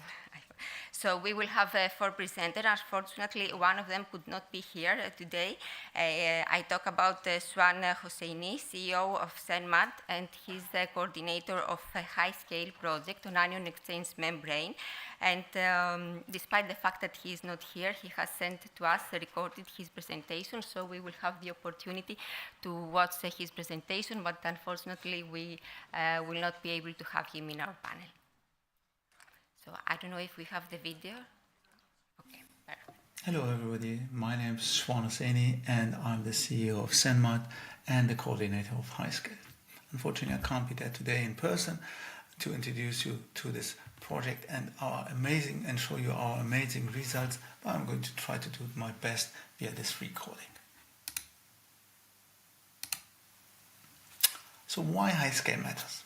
The European Union hydrogen strategy is known to everybody. 40 gigawatt of electrolyzer installation are planned, and high scale is going to contribute, and so far that we are going to provide a scalable, cost-effective green hydrogen technology that directly supports achieving this deployment. And how we are going to do this is we are going to build a 100 kilowatt AEM stack integrated in an electrolyzer demonstrator, and we are going to operate it in an industrial relevant environment at TRL5. In high scale, we are building a scalable architecture. So the 100 kilowatt demonstrator is designed as a modular building block for megawatt scale electrolyzer systems that paves us the way to higher TRLs towards 6 and beyond through straightforward scaling and system integration. And we are tackling key barriers that are CAPEX, material independence, meaning reducing reliance on critical raw materials, high performance operations that enables us to operate at 2 ampere per square centimeter with low degradation, making the systems more compact, and low KOH compatibility. Low KOH means in this case, in our case, in high scale case, 0.1 molar KOH, because we want to reduce shunt currents, we want to increase the system lifetime, and a business idea is that we are going to continue developing this technology further to reach near neutral or neutral, so that at the end of any PEM electrolyzer system, the PEM stacks can be exchanged by the high scale stack. So the high scale is going to deliver distinct critical raw material PFAS-free AEM technology, and for that we really needed to redesign all the components and all the system actually. So we sat down, we developed new AEM membranes, we developed new AEM ionomers that are PFAS-free, that are mechanically, chemically, and thermally stable, and which are cost-effective since we are using recycled, eco-friendly materials. We don't use any critical raw materials. I know many of you who are working on AEM say a little bit platinum on the cathode side never harmed nobody, but this is out of the question for the high-scale project. So we don't use any critical raw material catalyst on the cathode side nor on the anode side. And we come with new improved electrodes that enhance the mass transport efficiency. And of course, as you already heard before, we are tackling the full value chain integration from membranes, ionomers, catalysts, and PTLs to stack design, system integration, LCA, and TEA. So So now let's come to a couple of results. So we successfully reached from lab scale to 900 square centimeters. So upscaling the ion exchange membrane and ionomer. We have upscaled the ionomer synthesis from 5 gram to 75 gram and now to a 150 gram batch with a consistent IEC. The same we did with the polymer synthesis. We here went even further. We increased the scale from 15 to 600 grams, maintaining the same ICA and the same stability and performance inside the cell.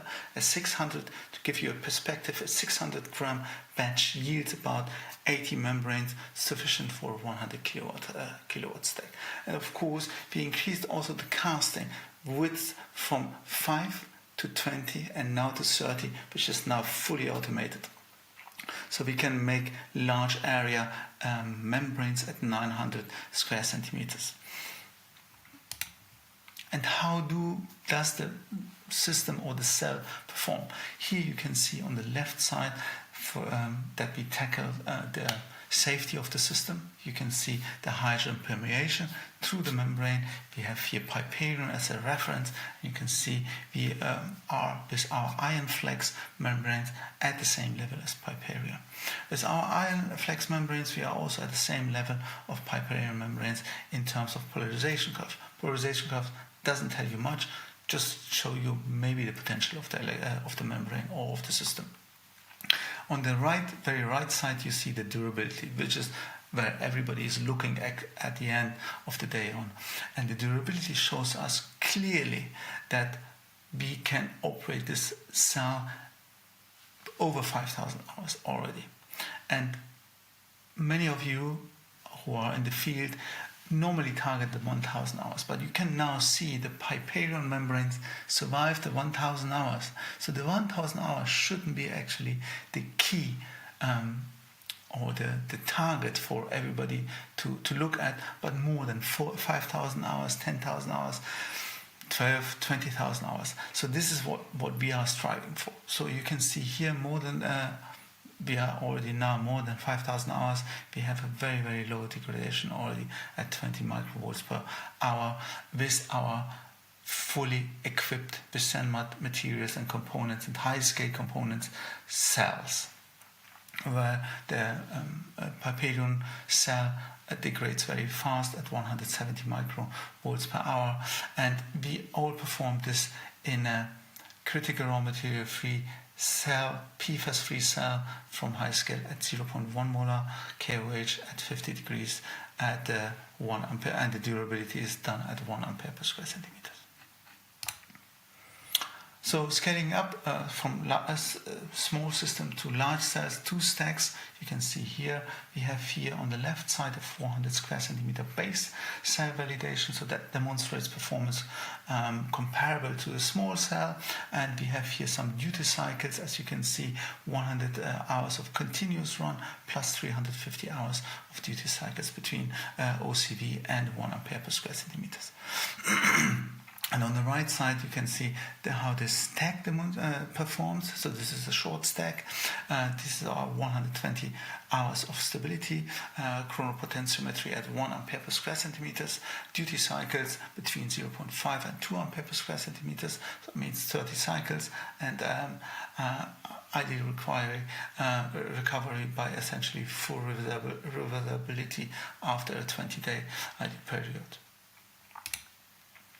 So designing the 100 kilowatt stack and a flexible demonstrator is the key of the high scale technology, or the high scale targets. So we have here the stack design, performance targets 2 ampere per square centimeter at 1.8 to 2 volts per cell. Cell format, which is going to be a large cell for 400 square centimeter, and the stack sizes are going to be about 70 cells. Mechanical architecture, compact design, 30 times 30 times 850 millimeter stack footprint. We have here robust hardware, integrated compression system with corrosion-resistant components, and a cost-effective concept. System integration, here we are working on flexible demonstrator, so 100 kilowatt stack integrated into a system supporting dry wet cathode, so we can choose whether we are going to go for a dry or a wet cathode. Operational testing enables us the evaluation of the multiple operation strategies and economic assessment. And at the end, we have the data-driven scale-up. Primary data from the prototype are going to build LCI and techno-economic models. We are going to scale the modeling, so models will be extrapolated to megawatt scale system, and we are ensuring a reliable and validated scaling from prototype to large-scale deployment. So high scale is going to deliver the next generation of AEM electrolyzer, breakthrough technology, sustainability in terms of PFAS, fluorine-free and critical raw material-free.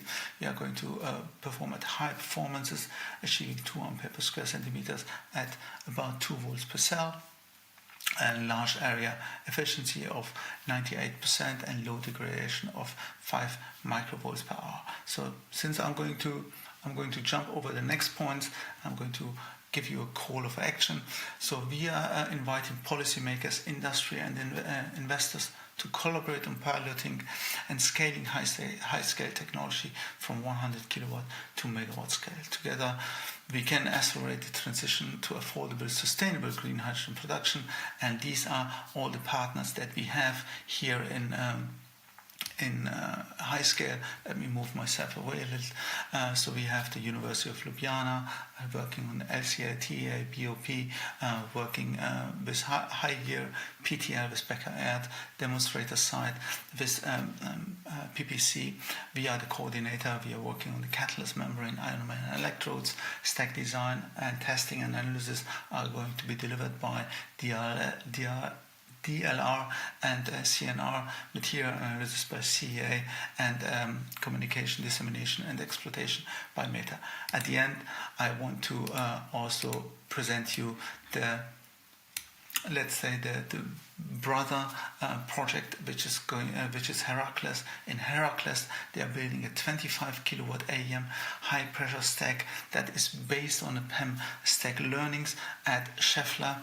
In this project, they are going to this project is going to deliver the innovative components developed for automated production processes, last polymer technology, novel design for manufacturing, and dedicated 25 kilowatt AEM stack capable of achieving 50 bar pressure and efficient balance of plant system, including separated cooling loops. Target is 48 kilowatt hour per kilogram at 1 ampere per square centimeters. On the right side, you see all the project partners that also covers a lot of areas: recycling, catalyst, membrane, components, stack design, project coordination, and system design and testing, as well as business cases on the system level. Thank you very much, and I'm happy to receive any questions, maybe via email. My email address is going to be announced, I hope, by the moderator. Thank you very much. Have a nice day and a nice meeting.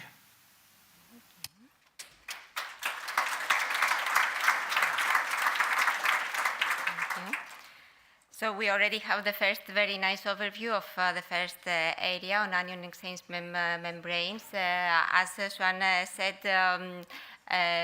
he's happy to take any question, and in their website you can see how you can contact them. But of course, if you want his direct contact, I would be happy to share it with you. And it was also very nice of him to give us a very short hint about Heracles project, a project that it is not coordinated by them, but it's on the same technology, and they share some common partners, and they are closely working together.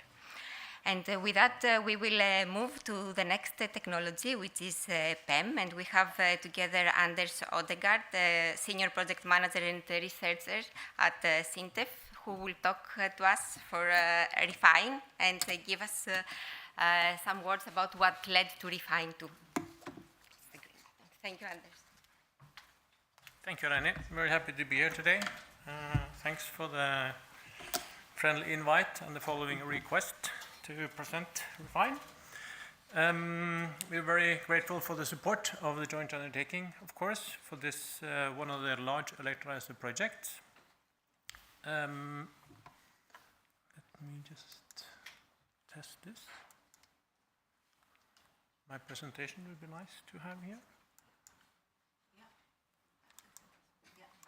Okay, good. This is currently a project which is in commercial operation. So at Shell Energy and Chemicals Park in Cologne, we have a great set of partners in the project. I'm expecting many of them also to be here today. So of course Shell is there, ITM the supplier of a PEM electrolyzer. You saw them, and the following long chain of their participation in the program. So from upgrading their stacks to megawatt, and then following the integration in larger systems, and now also, which we'll come briefly back to, would be the Refine 2 project on this. So main point here is to provide hydrogen in a large scale and also integrate this in a refinery or an industrial setting. Of course, here. And this is what we think, what we managed to have a large-scale PEM electrolyzer fully integrated into Shell refinery processing. They have also implemented the full operation of the electrolyzer with the standard control rooms at the plant. So the background for the project, of course, is the motivation of Shell to reduce their CO2 emissions from the fuel production side, and that means replacing the SMRs for production of hydrogen, so from gray to green. Of course, the 10 megawatt electrolyzer is not replacing the full production of hydrogen yet, but it's been a very important first project for them at the site. Now currently then producing up to 4 tons of hydrogen per day, and the operation is decided, as I said, on a commercial basis, so it depends also quite a lot on the electricity prices. The way to get there was not without hurdles, so it was in the period where we had already COVID, which limited quite a lot travel restrictions, and also cost increases. We saw already then the fortunate start of the Ukraine war, and following all of this huge cost increase of many factors, so both also electricity as said, but the supplies of balance of plant and other components. Introduced also a lack of policy and regulations. I'll briefly come back to that. Here you see some of the milestones throughout the project. So already started 2018. Call was 2017, started 2018. So you see also here groundbreaking in 2019. Start of construction, you of course also had ITM then producing their megawatt stacks into their, now which you see the cubes and the skids, which is now coming into commercial basis, and they're selling quite a lot of their components and electrolyzer technology for larger scale plants being built. First production was seen already in 2021, and as you see here, the full operation was achieved more constantly in 2024, so there was quite a long period of still challenges, improvements, updates, and said also here some challenges with the balance of plant and components. What we see is that the least problem was with the electrolyzer stacks. So the core technology, which we would say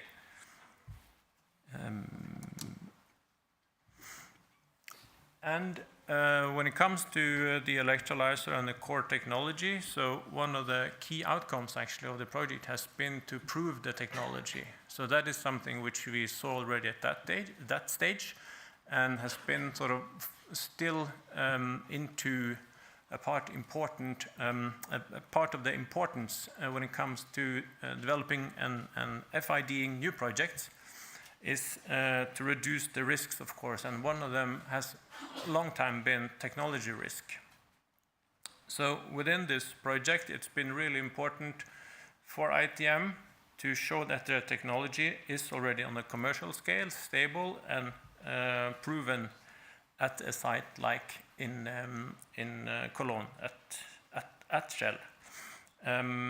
And also then for Shell, of course, as we'll come back to, them upscaling and coming to the next level, they had to have a proof on the technology they were to invest further in.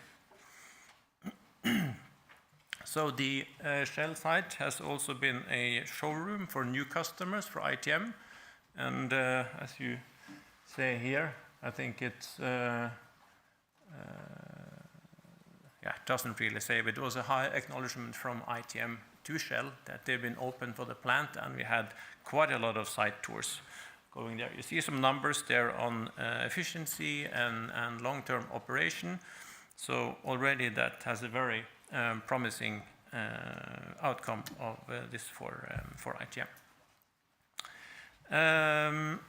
So what's the impact on the fuel production at the site of Shell? As said, one of their key motivations is, of course, to reduce the CO2 emissions. And this, as we all know, depends mostly on the electricity used. And if you look into the current grid operation, not of Refine, but if you would put it directly onto the existing grid and the grid mix, you would see an increase compared to the SMRs, which have been supplying all of the hydrogen until now. So all of this is also not new, but it shows the importance of transition and increasing renewables build out in Europe.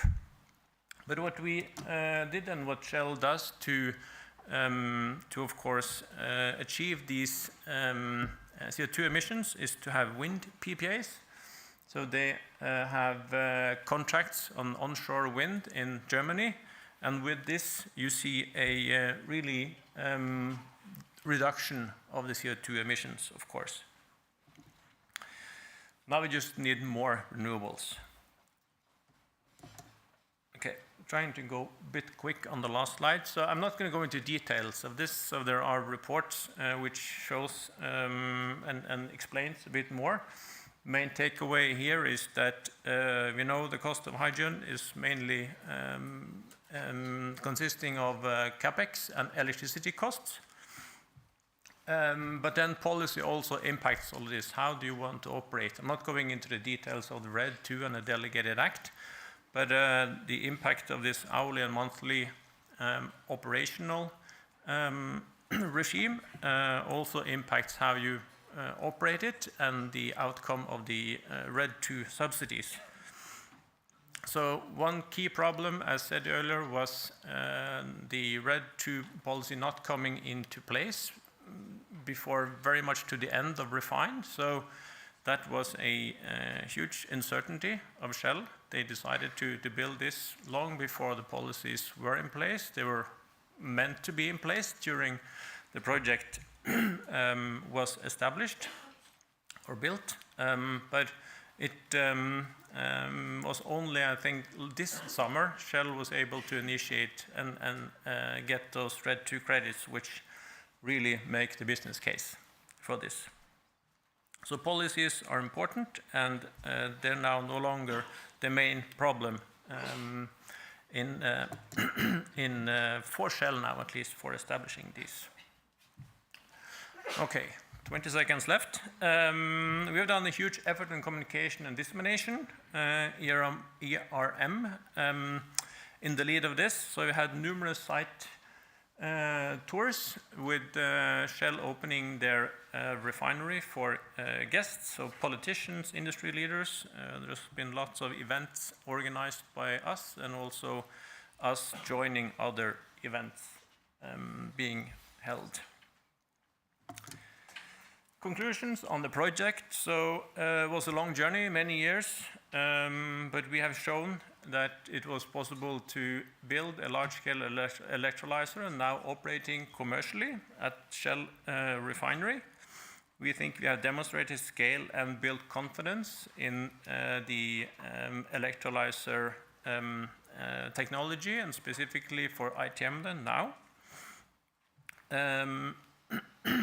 And we feel we have contributed to much in the hydrogen development as such. On the policy side, you can say that Shell put lots of effort into helping out the German implementation part of the RED II delegated act. So very quickly, just showing that you might know that we stepped up to the 100 megawatt Refine 2, and much of this is based on the results from Refine 1. In this project, we added Linde for the upscaling to a more fully functional process plant. Finally, thanks to the partners in Refine 1 and also now Refine 2 coming up. Of course, the funding from the JU. And I also wanted to add on this Nikos, who was the project officer for most of the time. He's now enjoying his retirement. He was planning to come, but fortunately not today. Okay, thank you.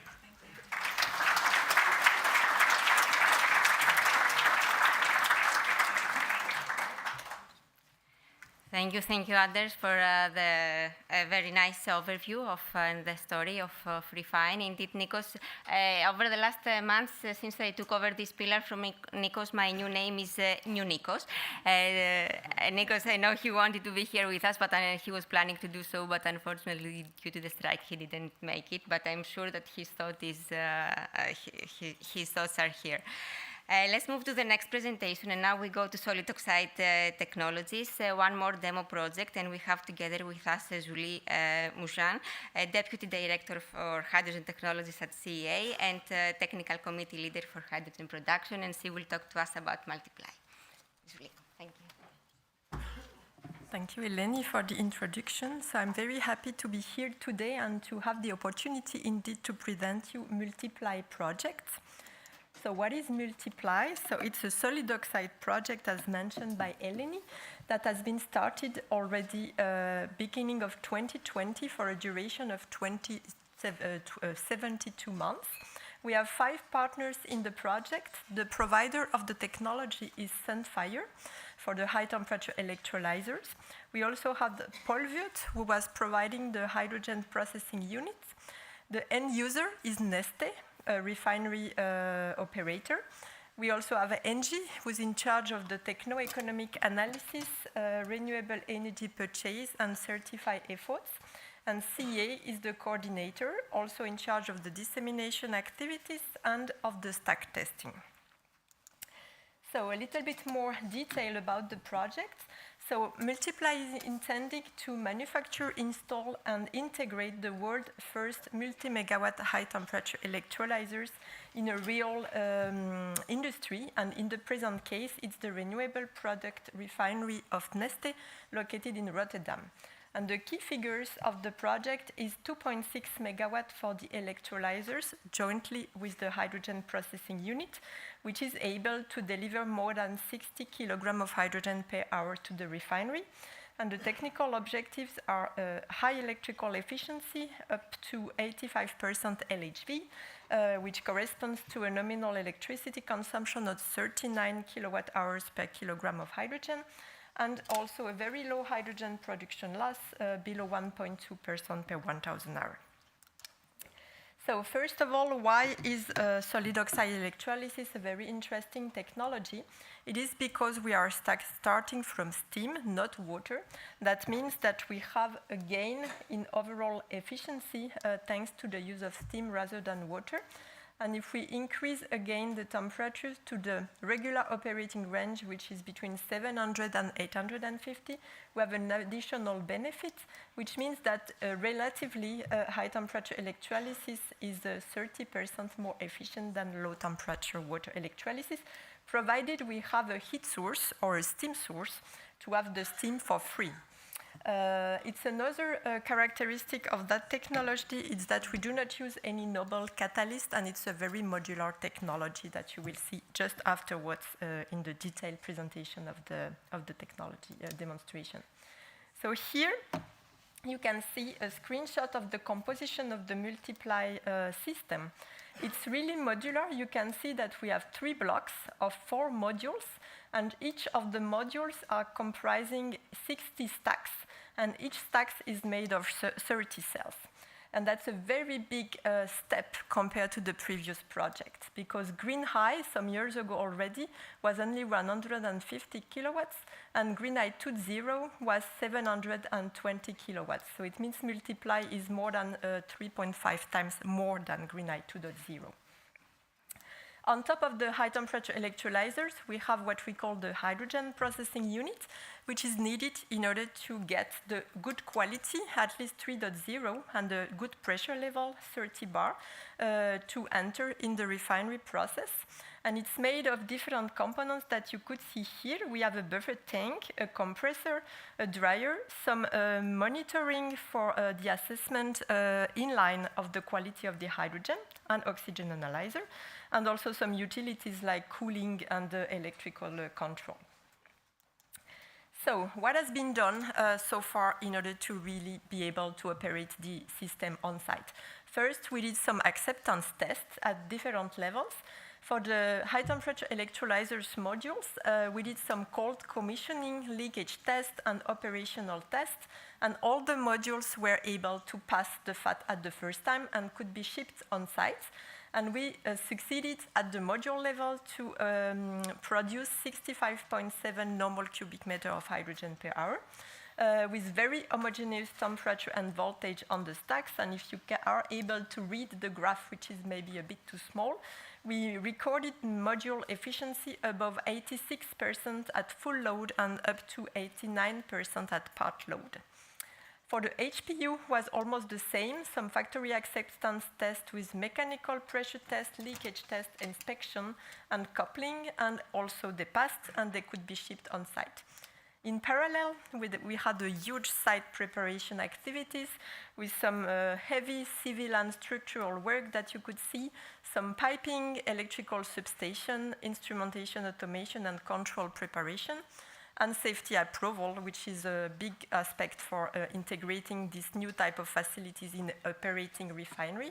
And then we were able to install the different elements that you can see here and to connect them together. Then validation steps before the startup. Again, cold commissioning with nitrogen and instrument air as a media.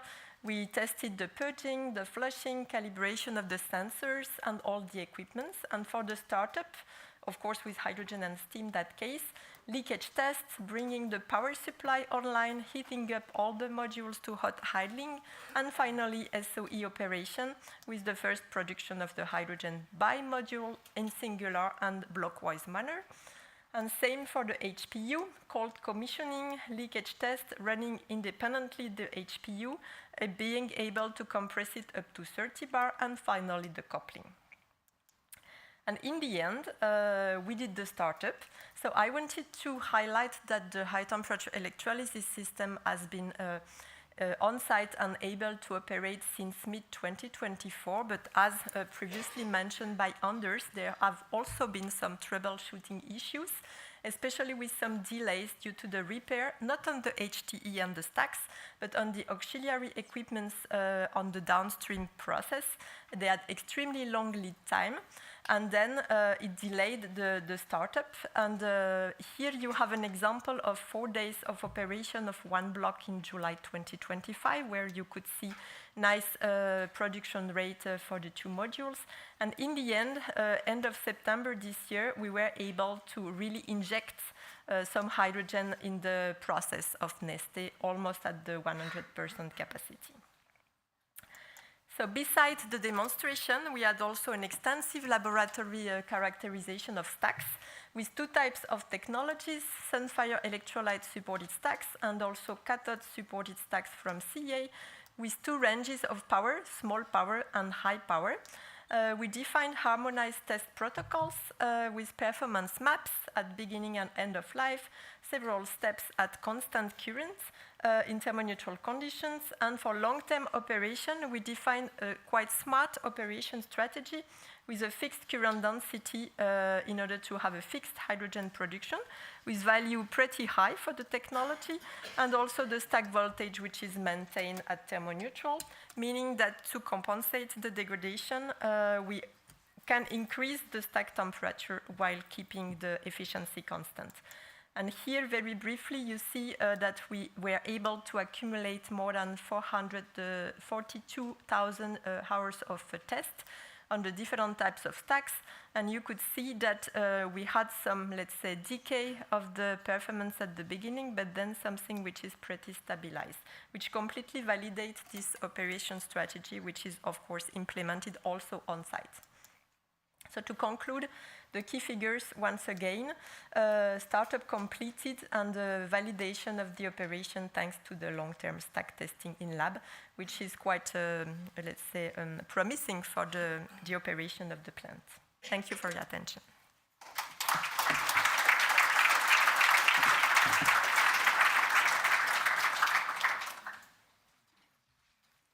Thank you very much, Julie, for this detailed presentation. I think we will have time also during our discussion to elaborate more on some of these aspects. And last but definitely not least, we have a representative, if I may call it that way, from the alkaline technology, Elo Meyer, R&D project manager from Stargate, representing project Exotic and Endure. Hello everyone from my side as well. I know that we have been sitting down for quite a while now, so if you want to have some water, move a little bit, feel free to do so. I am the last one speaking. I am Elo Meyer, as said. I work in Stargate Hydrogen. We are an electrolyzer production company from Estonia, and today I'm here to present two projects which I'm coordinating, called Endure and Exotic. First, maybe a little bit about the alkaline electrolyzer world. So the current state of the art.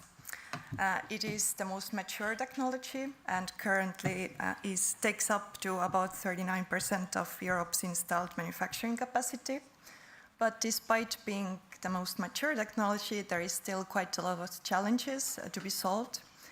It is very robust technology. It is cost efficient at scale. And it also tolerates lower purity water, which are the strengths of the technology. But there are still multiple challenges, such as performance limitations, current density, purity, flexibility, and durability challenges, especially under dynamic operation. And these are the challenges that we are trying to tackle in our projects in multiple different ways. So Endure stands shortly for Alkaline Electrolyzers with Enhanced Durability. It's a project that started in 2024 and is running until the end of next year. So it's a 3-year project, and we have 6 partners working together here. Stargate Hydrogen is the coordinator and responsible for the stacks of the project. We have also Permascan from the industry side from Sweden, working on the catalyst and the upscaling. We have ZSW, Fraunhofer IFAM, and FHA and UC Lausanne here. And UC Lausanne is actually the kind of the owner of the concept that Endure is built on, which is this porous transport electrode concept, which you can see the picture here. And the porous foam electrode concept, which was originally kind of come up by them and is developed here, it is improving the mass transport, bubble removal, and better flow distribution due to this porous transport layer that you have here. And we have seen that if you focus on that and improving it, you can get the electrode performance significantly higher and actually achieve the PEM-like performance. We are also working on computational fluid dynamics modeling in here. We are doing stack level improvements, and then we are actually testing on 2 different stack sizes in this project. Now here is a quite detailed table with our KPIs and the current state of art, but I will guide you through it. So first we created kind of a baseline for this project, and we are going to compare the data in the end of the project to the baseline, because when we wrote the project we understood that there is not enough data available. So we assembled a 7-cell stack as a baseline, and this was shipped to Aragon facilities in Spain, and they are doing the tests on it. And this will act as the baseline that we will compare the prototype stack data against in the end. And we also created testing protocols and shared these with JRC. Then UC Leuven Group has been working on the electrode development, and they have developed 24 porous transport electrodes and achieving very good performance and low voltages at high current densities. Then Fraunhofer IFAM is working on the catalyst development, and here we have already achieved the HER target, and we are close to the OER target as well. And all of this is validated by ZSW on the short or the small size stacks. And in the end of the project, we are going to assemble the bigger size stack and integrate these electrodes in the stack and run the tests on that. And then we can compare it to the performance. So this will continue still during the next year. This much about Endure. Now our second project, which is quite different and tackling the challenges from different angle, called Exotic. So X-solution-based nanoparticles for lowest cost green hydrogen via electrolysis.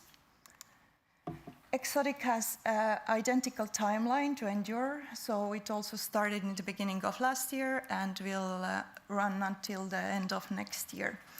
In Exotic, we are working together with 5 partners. We have University of St. Andrews and Fraunhofer IFAM working very closely together on the X-solved nanoparticles and electrodes. We have Aqua, the leading diaphragm manufacturer, working on the advanced diaphragms here, and we have DAY Eindhoven working on the shunt currents. And the whole scope of Exotic is, as you can see from the words, this is built on X-solution. You can see some pictures of the X-solved nanoparticles there. And the innovations involve the uniform 3D coating of substrates with a catalyst, also the electrode structure based on ceramic catalyst particles bonded to the high porosity metal substrates, and integration of electrochemically active X-solution materials into electrode structures. In here, we have also made a nice process so far.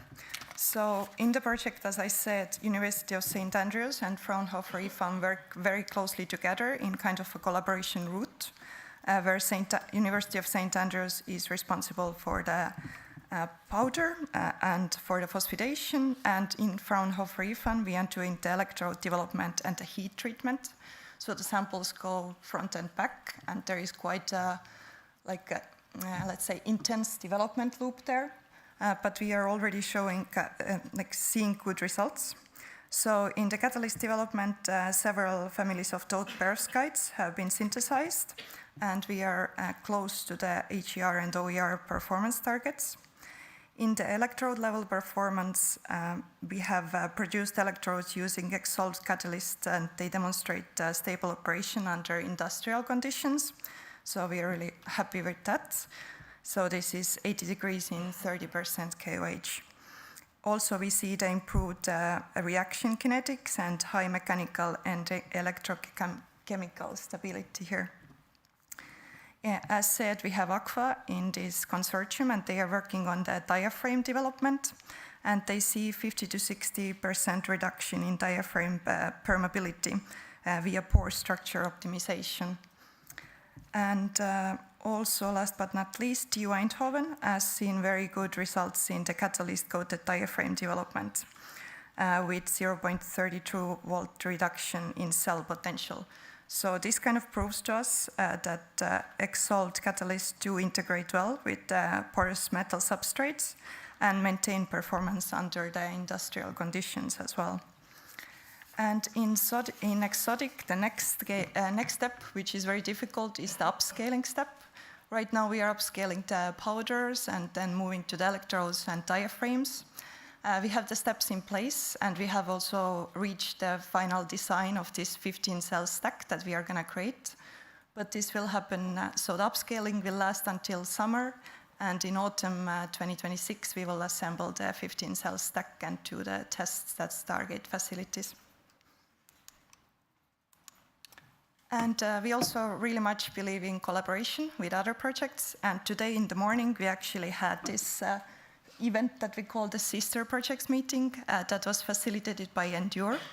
And we gathered the representatives from 9 different projects together in a room. Everyone had a presentation, and there was a discussion that followed how to work more closely together. So I hope that for next year we will have multiple events coming out from this initiative. Also in 2026, Exotic will organize 2 on-site workshops, and information is available on our website and LinkedIn. We are also considering organizing a final event for both of these projects, because we believe that if you would bring multiple consortiums together and share the results, you are going to get the right audience to present the results and take them to the industry. And then last but not least, there was a proposal from this year's calls that specifically requested synergies with Endure and Exotic. So we are also hoping that this is the exploitation route to take the results further after these projects end. That's it from me. Thank you.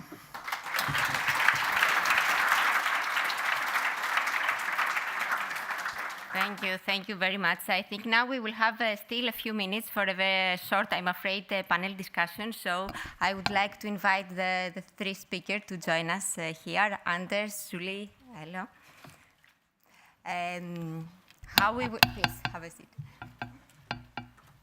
I will pose one question, and if we have time, I think then we can take a few questions from the audience, if the time permits.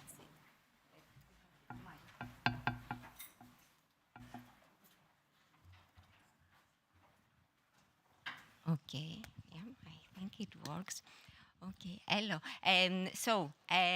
We've heard a lot about KPIs, about how the progress evolved.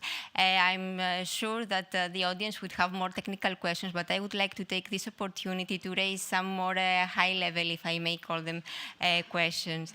Hello, if it is okay, I would like to start with you. You are representing Stargate, and coming from Stargate, you are involved not only in these 2 projects that you presented, but in many more on direct seawater electrolysis, on diagnostic, and so on. Being a relatively new established company, how do you think EU research projects and funding can best support the hydrogen industry, and which has been your experience so far? Yes, thank you for the question. So indeed, Stargate Hydrogen is just 4 years old, so we are a very new company and a scale-up, if you may say so. And the company actually took initiative since the beginning to go into R&D projects, which I totally agree with. So the first employee of the company was the head of grants. And we have taken this approach because we believe that the innovation is the unique selling point, and innovation and R&D is the only way to go forward. So indeed, we are right now active in 8 Horizon Europe and Clean Hydrogen Partnership projects, and developing developing innovations from multiple different angles. This is life cycle assessment, this is using pure seawater for electrolysis, plus the things that you saw today. And I feel that for Stargate, at least, this has opened so many doors, because alone we couldn't do anything. We are a small company, there is 65 people in total. We are based in Estonia, which is the, let's say, outskirts of Europe, if I may say so. As an Estonian, I may. And it has allowed us to work together with the big research institutions, other industry players, universities. So I think we wouldn't have reached so far as we are right now without these projects. Thank you. Thank you very much. I hope we will have the chance to learn more, let's say, about how you evolve in this sector. Julie, let's talk a bit about solid oxide standardization and roadmap. What needs to be done to go from a few solid oxide first-of-kind plants to many commercial usage? What do you think needs to be standardized first? And where do you see the biggest remaining R&I gaps if we want to move to gigawatt scales? That's a very good question. So you've seen from the previous presentation today that we are now reaching the megawatt scale, but it's still one step or even two steps behind alkaline and PEM. So it means that we have quite a lot to do for the upscaling, but more or less we have the same philosophy. I mentioned the modular approach, which is also the one which is covered by alkaline and PEM, and I really think it's a good point to have something which is to some extent standardized, because you have one module and then you simply have to put them together in order to increase the power. And that will be helpful. Of course, it's a little bit too simplified because I'm saying that, because we will need to work on mutualize balance of plant equipment and so on. But if I really want to put the emphasis on one specific aspect to, let's say, move those technology to larger scale in industrial environments, I would say it is the installation on site and especially the integration with the site process. You've heard from my presentation that we need a heat source at 150 degrees in order to get the very high efficiency. That means that we need to extract some heat from the industrial plants or to get the steam from the plants. So it means that we need, probably more than the other technology, a strong integration between this technology and the sites. And if we can standardize this kind of, let's say, linking components between the electrolyzers and the plant, then it might help to replicate from one demo site to another without each time reinventing the wheel by designing, let's say, specific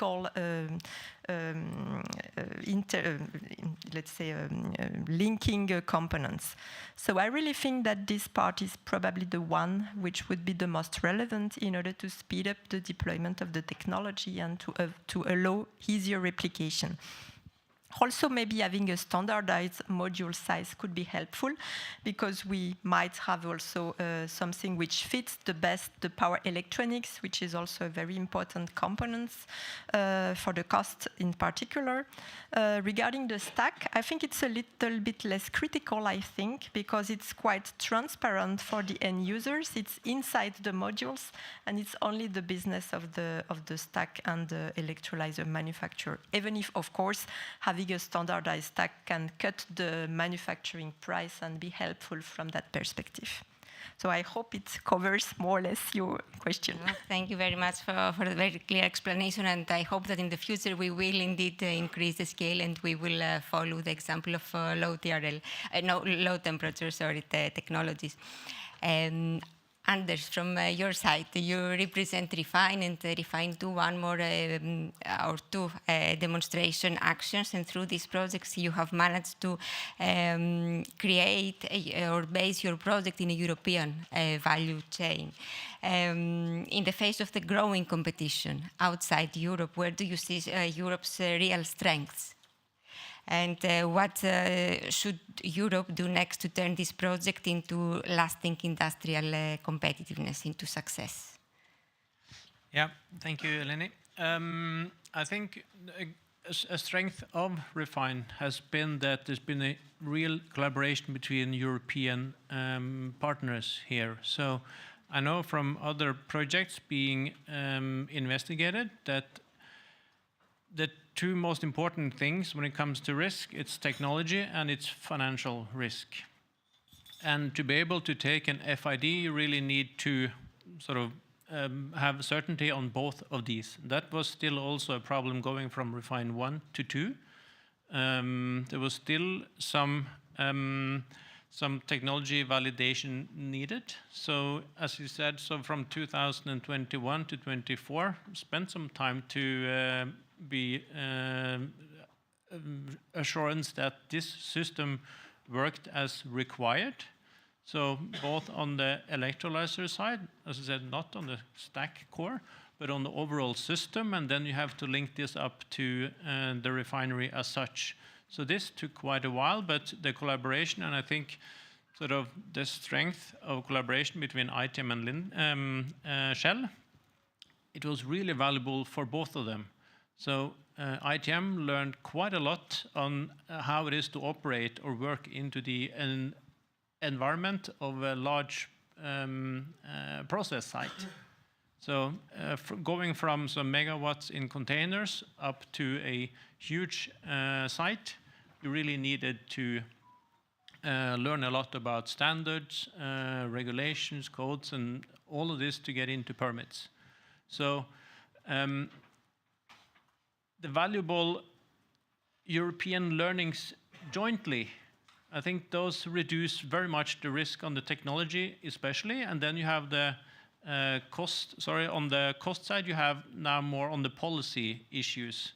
So learning within this jointly collaboration, this strengthens the European market as such, I think, because the partners learn from each other and therefore it develops. So just one other aspect here when it comes to the competitiveness. So I think jointly building out the whole industry. So I think, one thing which I'm very happy that has not slowed down is the backbone. Was mentioned here today, that you continue building out the backbone because that reduces the risk of requests for hydrogen. If you can sort of pump your hydrogen into a hydrogen grid, then you'll have the market also there for many of these, or at least the buffer market. Thank you very much. I think your replies confirmed in one way or another the outcomes that were presented in the morning discussion, how important it is to build this European value chain on standardization, and also how the EU funding can help companies grow. There are many things, of course, that we don't have time to touch upon, like the use of CRM, safety, and the crossover, but I'm sure we will have interesting discussions also during the break. But at this point, I think we have maybe 1 or 2 minutes to open the floor to the audience if they have any specific questions. Yep. I can raise my voice. You have a mic. Julie should know me quite well. Hi, Julie. Hi to the audience. I have a question, and I heard it twice. From the Refine project as well as from Multiply, that you had issues with the balance of plant components.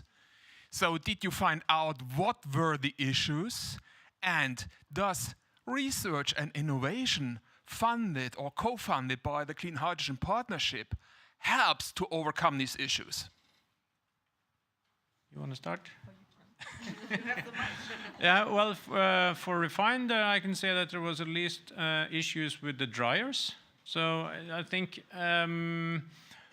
it could be surprising because much of these are actually standardized industrial process components, but they have not been used in this setting before with this technology. So I do believe, not that I have seen it, but for Refine 2, these components will have much better specifications in advance. So I do not expect the same problem there. I hope not, at least. So it seems silly, but it's stuff like this which we believe will be overcome easily in the next. So you should not need research on these types of components. You need to align more. My reply is exactly the same. Was not on the dryer, was on the compressor, but it's also something which was not developed specifically for the project, but in that specific environment, that specific conditions, it raised some issues which were not forecast. So maybe working more ahead with a more precise specification or trying to resolve any potential aspect that could occur and that we will not expect from the beginning could be helpful from that. So I'm not sure we will design a brand new compressor for such a project, but for sure trying to secure the existing ones and really check that they match the needs of such project might be very helpful upstream. so improvement of the components, involving the manufacturers in such projects so they can have a look at what happens and they can do the work at home. You know us formerly from High Gear, what we did. So first try and failure and then improvement, and all of a sudden succeeded. Also with the support of, at this time, Fusers and Hydrogen Joint Undertaking, now a Clean Hydrogen Partnership. Thank you. Is there one more question I think we can take? Please. Was just a curiosity for Sintef. I see the cost of the hydrogen, 10 euros per kilo. I don't know if it was for green hydrogen or in general. I want to ask you, what is the evolution that you foresee for the next 10 years, for example, about the cost? Because the costs affect a lot also the spreading or the use of hydrogen. Thank you. I wish I could answer that. There's lots of parameters impacting that. So you saw the list, which was, or the figure which showed quite a lot of components there. What is the only thing which is sure is that you still need good policies with subsidies for this. So the around 10 euros per kilogram cost is something to overcome for the end users. So I can say you would also see it there. So the RED 2 subsidies would be 3 to 4 euros per kilogram. And in the German case, you also have the grid fee exemption, which could be up to 2 euros per kilogram. And sort of adding this on top of each other or subtracting from the 10, then you come down to reasonable costs. But without those subsidies, and even within the 10 years, it's quite a lot of work and research funded, which needs to be done.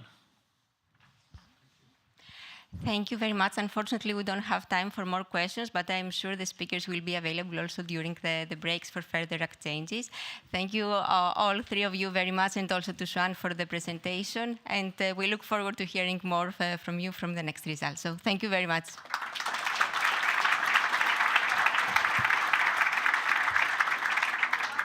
For lunch. Still, I keep you 15 more minutes because we still have one related point to discuss to what was just presented before. And I would like to give the floor again to Julie, but also to the representative of our consultant. And I'm looking in the room from RINA. Yes, come here. And to just briefly discuss 10-15 minutes, Julie. Do we really have an issue with the water availability? Because we talk about gigawatts of electrolyzers, we talk about plants, and I think, and we are doing a work together with and supported by our colleagues from RINA to give us a bit of an insight into that. So, Julie. Thank you, Mirela, for setting the scene. So indeed, hydrogen, generally needs to be produced, with the exception of natural hydrogen, from a molecule that contains the H element. Of course, we think of water issue in the case of electrolysis because it is obvious, but we will see also from the talk of Alessio that it might also be an issue for the regular processes based on fossil that sometimes we forget. Also, most of the projects in the world are in area with water stress. So then we can go with seawater, which is also something relevant, but maybe not so much straightforward.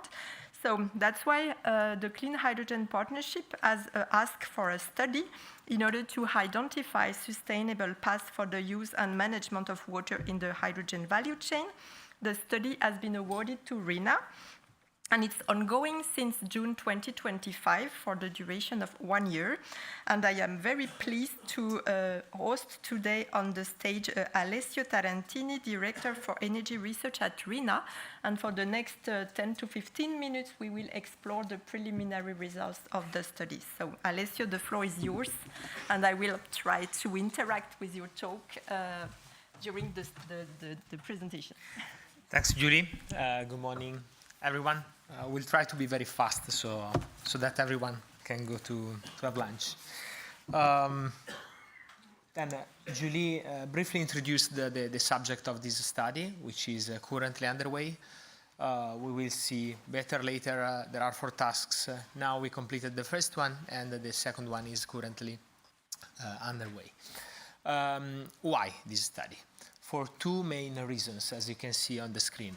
The first one is that water is used in hydrogen production value chain. We will see later more in detail, not only direct water is important, but also there is a water footprint that is really, let me say, huge in hydrogen production. Second point, important as well, we typically focus on carbon footprint, which is important, and it is the driver for all of us in Europe, but it is not the only driver we should have. Also, water sustainability has an impact. There are areas with water scarcity, and water is a resource that is to be handled with care. That's the reason why we are running this study. We want to better understand what is the impact of hydrogen production on water sustainability. Just in few words, the organization of our scope of work is structured, as I mentioned, in 4 activities. The first one was a state-of-the-art review, where we analyzed what is the amount of water used in the various hydrogen production processes, both the conventional ones, because they currently are the one producing more hydrogen worldwide, but also green hydrogen has had a special focus because it is obviously important for us. In the initial phase, what we have done, we understood the water impact, and we set up the methodology for the subsequent activities.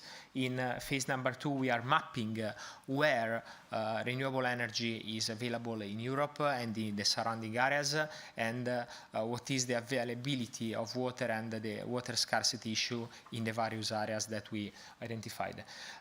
In the third task, we will deep dive on some case studies identified already in phase 1, and in the fourth and final task, we will basically wrap up everything to provide a summary of the key findings and trying to provide some recommendations for focus activities that Europe can do in these regards.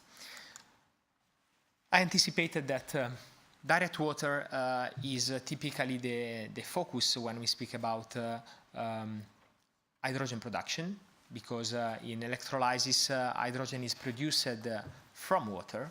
The stoichiometric balance is 9 kilos of 9 liters of waters for a kilo of hydrogen produced. So it is trivial for everyone in the room to say that water is used in hydrogen production. On the other hand, also indirect water has a huge impact, and could have an impact up to 50-75% depending on the process and depending on the technology. This is valid not only for clean hydrogen production with renewable energy, but also with conventional. Steam methane reforming, which is currently representing 99% of the production together with the other conventional and fossil-based production technologies. It is currently the most important hydrogen production solution, and also in this case we have a huge amount of water consumed. Maybe not for the direct production, because the steam also has water, but the amount is smaller, but also for the side processes. Okay, so the first important takeaway is that we have not only to focus on the direct water used, but also indirect water could have a huge impact, and it is something on which we have to focus on. Alessio, can you explain us where this indirect water consumption comes from, practically speaking, and what are the ways we have to work on in order to decrease the consumption for both direct and indirect? Yeah, first of all, I want to touch an important point.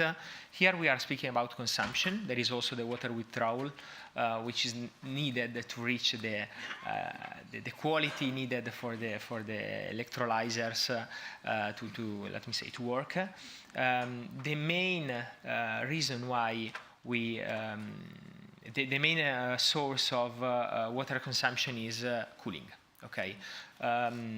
Both electrolyzers and steam methane reforming and conventional solutions are not 100% efficient. The energy that is not used is dissipated in heat, and we need to cool this heat. So you can see that this offers us another important takeaway, a solution that we can look at. If we improve the efficiency of the systems, both the electrolyzers, but also the carbon capture, because if we look at the picture overall, the big picture, now steam methane reforming is producing a lot of hydrogen worldwide. So if we want to focus on not only green hydrogen, but also blue hydrogen, we have to improve the efficiency of both systems.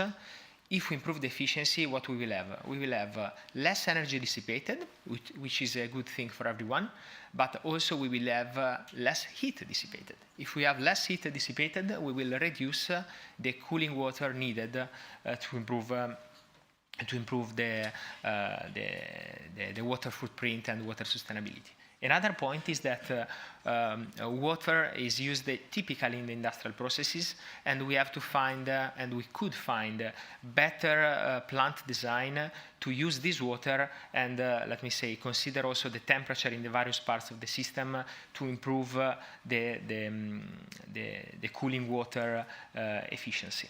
That's a very important point. Yes, maybe I had a question to you on that part. You showed that the consumption of water is more or less the same for all electrolysis technologies. But okay, that's for the amount, but the type of water. I have in mind that it can be different from one technology to another, and maybe also that we can consider different types of quality of water. So I'm happy if you can elaborate a little bit more on that. Yeah, you're right, because you know. All the technologies accept different kind of qualities. Typically, alkaline has a level of quality that is less pure than PEM. In both cases, we need typically treatment of the water, but depending on the source that we use, this treatment could have an impact, both in terms of water withdrawal as well as in terms of cost. Okay, so here in the slide you can see the 5 key water sources that we identified. Obviously, when fresh water is freely available with low cost is the best option, but it is not the best option everywhere, because we don't have a large amount and abundant amount of fresh water everywhere. In some regions, we could look for other alternative solutions. Treated wastewater is a solution, as I mentioned before. Processed water in the system could be used to improve the efficiency of the cooling. Seawater is another very good alternative in some regions where we have abundance of renewable energy, but we have water scarcity, fresh water scarcity. So we could use seawater to treat it and to reach the quality level needed for the electrolyzers. Brackish water is a good and nice alternative. Why? Because it has a lower salinity compared to seawater, so the treatment of this water to reach the quality needed for electrolyzers is much less. It can be reduced up to 50 or 75%. So it is a really nice option. What's the issue? The ecological impact and the fact that brackish water is not available everywhere. It is present only in some certain location. Last point is rainwater. Rainwater could be an option, obviously. The point is that typically when we have abundance of rainwater, we have not scarcity of water. So, I think that among those solutions, maybe fresh water is the best one when available. Seawater could be an alternative when needed and not in all situations. So I understand there is not one single best solution, right? Yeah, exactly, Julie.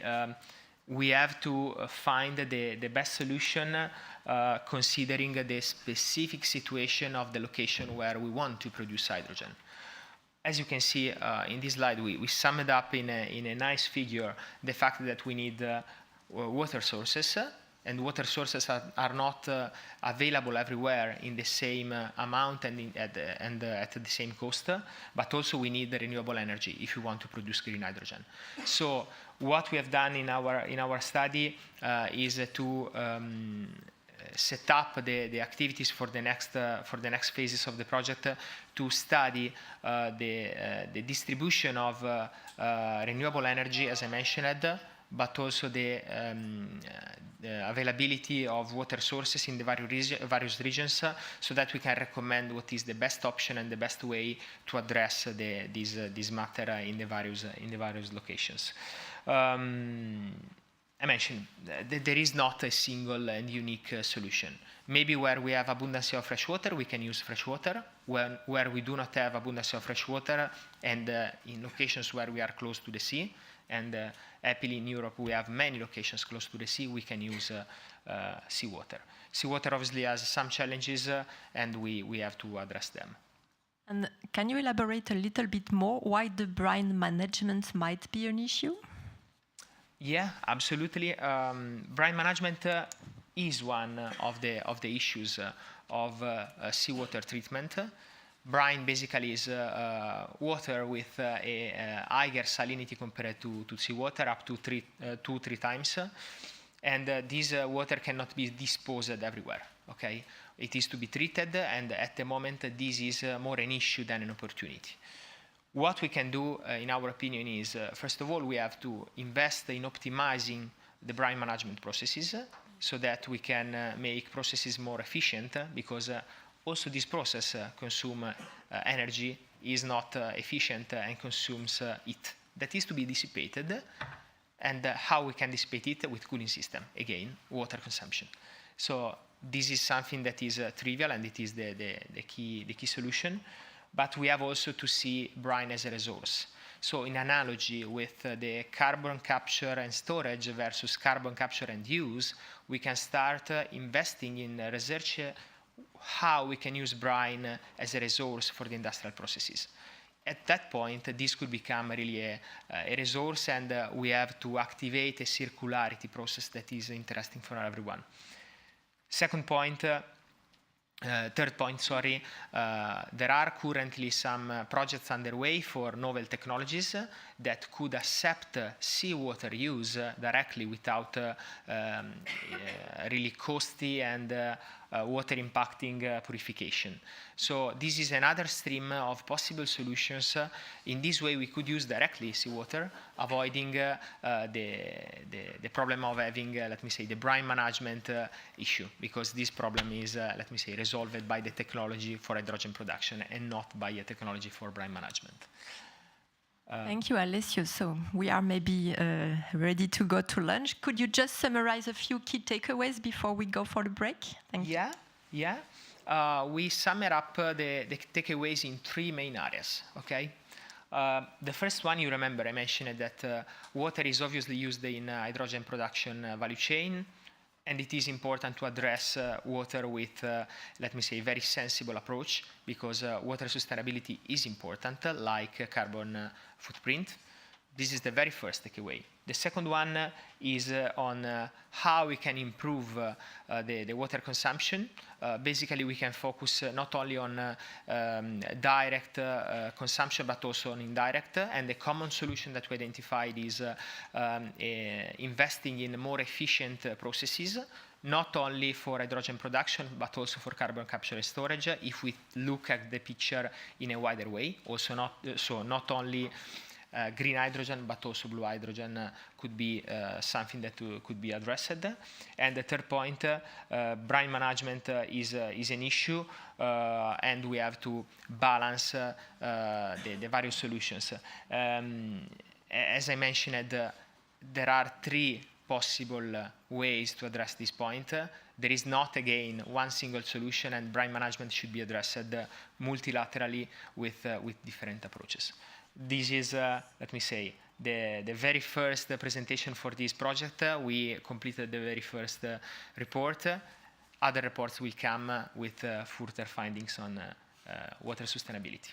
Thanks a lot, Alessio. I think it gives us a lot of items to discuss during the break, and I will give the floor back to Mirela for practical information. Thank you again. Thank you. And enjoy your lunch. Thank you. Thank you very much, both Juliana and Alessio. Indeed, I look forward to the case studies, because I think it's going to be extremely interesting to see where and what type of water we will use in the different locations in Europe. Good. So I promise I do a better job in the afternoon, but to keep the time, of course.